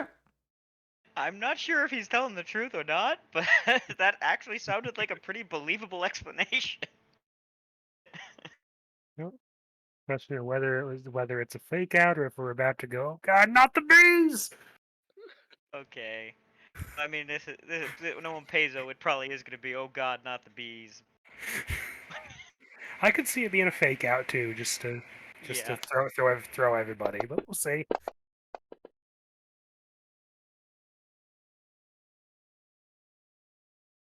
Can I get perception checks?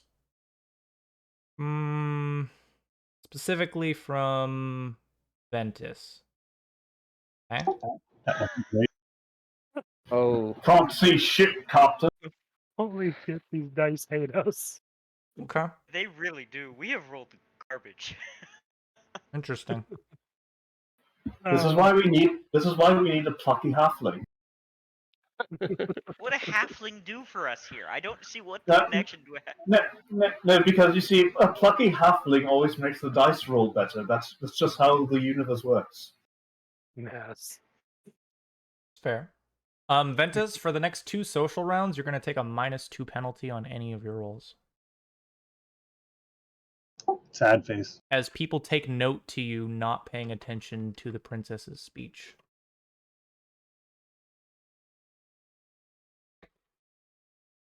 Okay. But as you separate from the staff member, you kind of lose them in the crowd as you go find a spot where you can listen to the end of the conversation.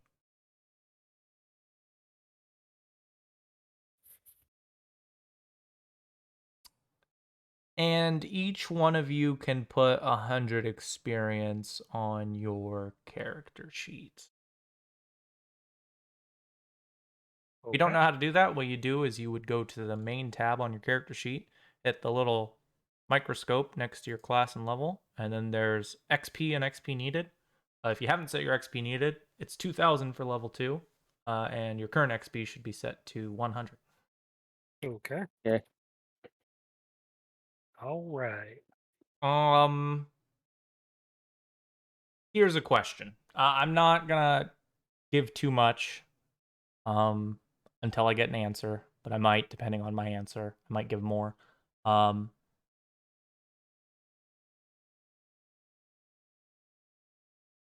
Depending on like the actions that were taken just now by the party, things could have gone a handful of different ways.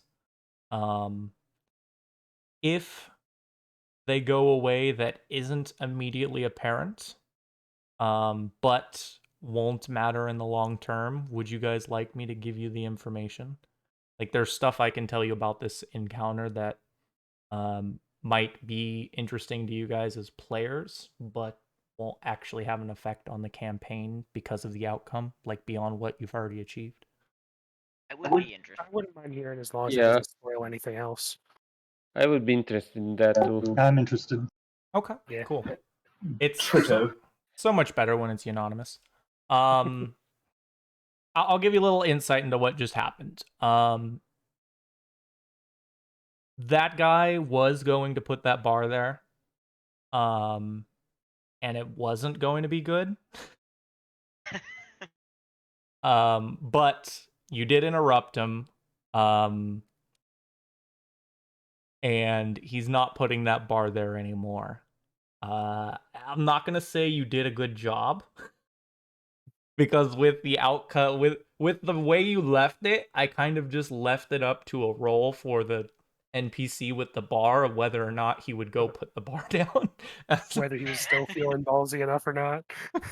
After knowing somebody saw him. I don't know if that's the way I would go. I realize that if it, like, obviously I realize at a metagame level that there's something important if it's being drawn attention to, but like my character, that's a perfectly reasonable explanation. Yes. Like, so I didn't have any reason to disbelieve him. So There's a bunch of information related to this that I'm never going to give you guys just because it's never going to matter because the way the past went down. But I did want you to know that, like, stuff could have gone bad, and, like, it literally came down to a dice roll whether or not it did with the with what Ventus did. He could have just been like, hey, dude, stop. Interesting. But he was like, eh. Then I was like, well, what is this guy gonna think with that? Because the game doesn't tell you what if someone interrupts him and then is like, I don't really care what you're doing. What if the person who interrupts him is a noble who's just sort of like, I don't really care. I just was That's curious." vaguely suspicious, but I was not really that curious about it. That's fair. So every now and then I might give you guys some information like that, and it depends on the game how much I do and what your guys' actions are. In my Yeah. Rise of the Ruin Lord game that I have on Sunday mornings, I bring up a lot of stuff that could have or didn't happen, or like why it ended up that way. But that's just because the whole group really enjoys hearing that information. But then you compare it to something like my Monday game where there's a lot more mystery to how a lot of that kind of stuff works because there's multiple people that are Not so worried I keen, might but- accidentally spoil something, even though I know I won't. I don't give you guys information that I think is gonna like ruin your experience in some way. Yeah. But if you ever feel like I have at some point, please let me know. I don't want to taint your experience. Yeah, I think little what ifs are fun as long as they don't like Yeah. impact further things. Yeah. No, this doesn't affect the story further. Just know that like it could have been a mini catastrophe here. Yes. Okay. Not the bees. Yeah. Not the bees. Just as a heads up for you guys, because I just noticed this, it might be that some of the modules that you loaded previously unloaded themselves. I just encountered that when I was checking something on my sheet. Oh, So you might want to just check and see Yeah, all I your thought modules are still loaded or not, because Yeah, I had an strange. issue with that. I haven't noticed. I did figure out the problem my knowledge skills were. I just hit add skill rather than specifically add knowledge skill. And I just type Ah. knowledge history and knowledge stuff in, so I fixed that now. Nice. I I Yeah, think that just is kind of, at least at the beginning of the game, just like a bored noble. So he saw something interesting and then found out it was boring. He's like, oh, I don't care. Yeah, and Athela didn't go to investigate because Athela is very much she's very much a fan of the princess and is just very interested in hearing the rest of the speech. I'm just gonna be honest. So, Yeah. Davlook is just kind of vibing since he doesn't really know a whole lot about Taldor. I think fun. I think with the timing of that and the way it ended, I'm happy with calling the session there since that's basically Yeah. right on time. But Yeah. I would ask that you guys stick around for a few more minutes than I normally would, just because I want to talk to you all. Okay.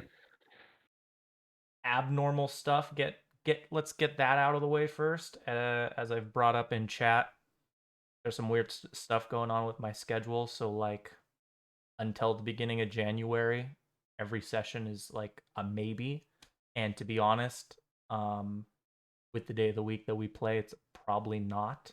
So there's a decent chance that we don't get another session in until January. I will do everything in my power to make that not the case. That is there. I want to be transparent, even if it's to my detriment. Though,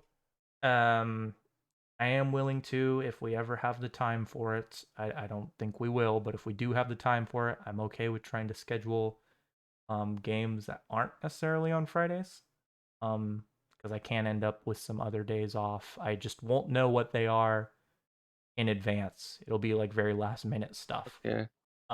So there's potential for that. More normal stuff I would ask after session 0 for a new game is like, I haven't played with most of you before. So I'm particularly interested in new players, but I would like to know how every single one of you feels about this game. I would say it's very interesting. I actually never played that much of a social character, and it's going to be a new experience for me. Usually, I play super intellectual wizards or like not very smart fighters or warriors. Yeah. I'm having fun. Yeah, I found it a good. Yeah, I'm Wait, enjoying it. sorry. I'm enjoying it so far. I like a good intrigue. Yeah, I mean, it's So- usually more of a background element in the campaigns I run, but I'm enjoying it so far. I'm just sort of trying to find my feet with this character and like Yeah, I think interacting with. So,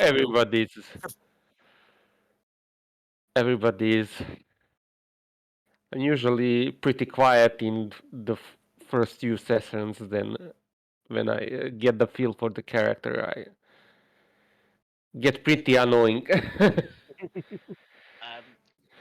I'm having fun. It's definitely interesting.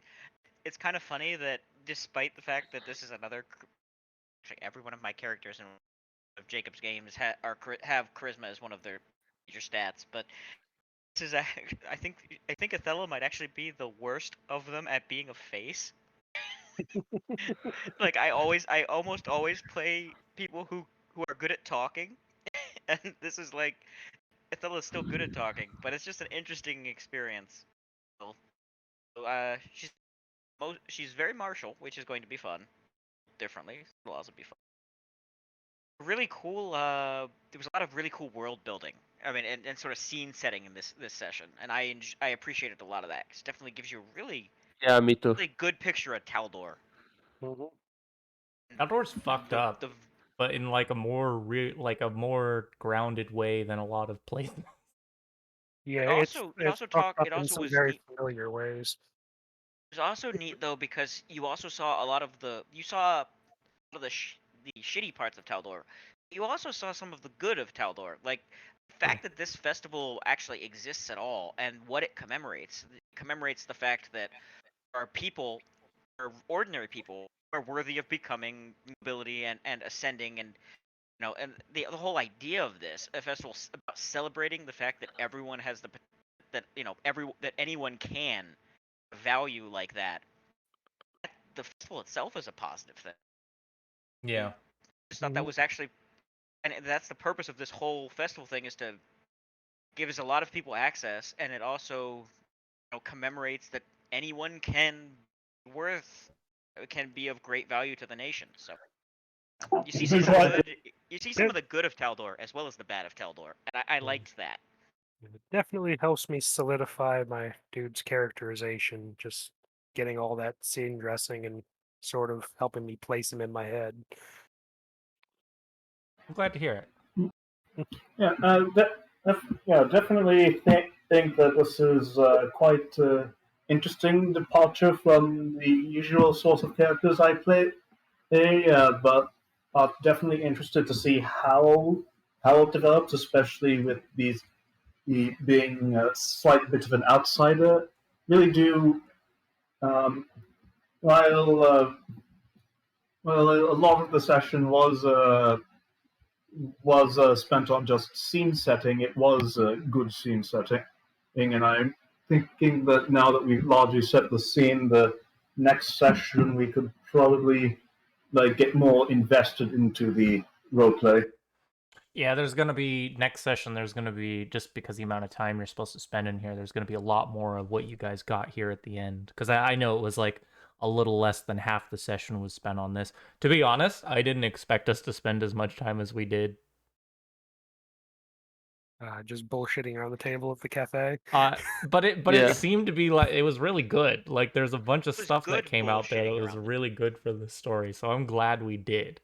Yeah. And it was good RP, and good RP is always worth having. this The things I first love book about right your here, games. especially this first session, does a really good job at what I just attempt to do a lot with my games generally, which is like find the dynamic in the group when it comes to the RP.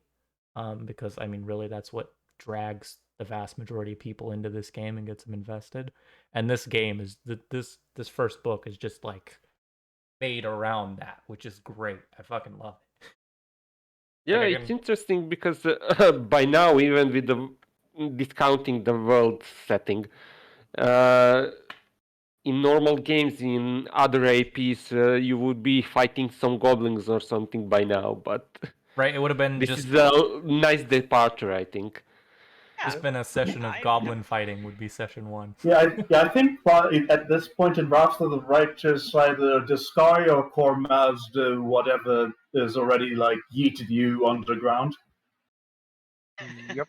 Rise of Ruin Well- Lords, you're fighting goblins. Strange Aeons, you're getting raked over the coals by a Aeons, you- doppelganger. I mean, strange aeons you pick up in an asylums. I know, Strange I'm- Aeons is pretty nasty. yeah, at the beginning. Strange Aeons is what I'm running for Spoilers! my main friend not a group s- right now.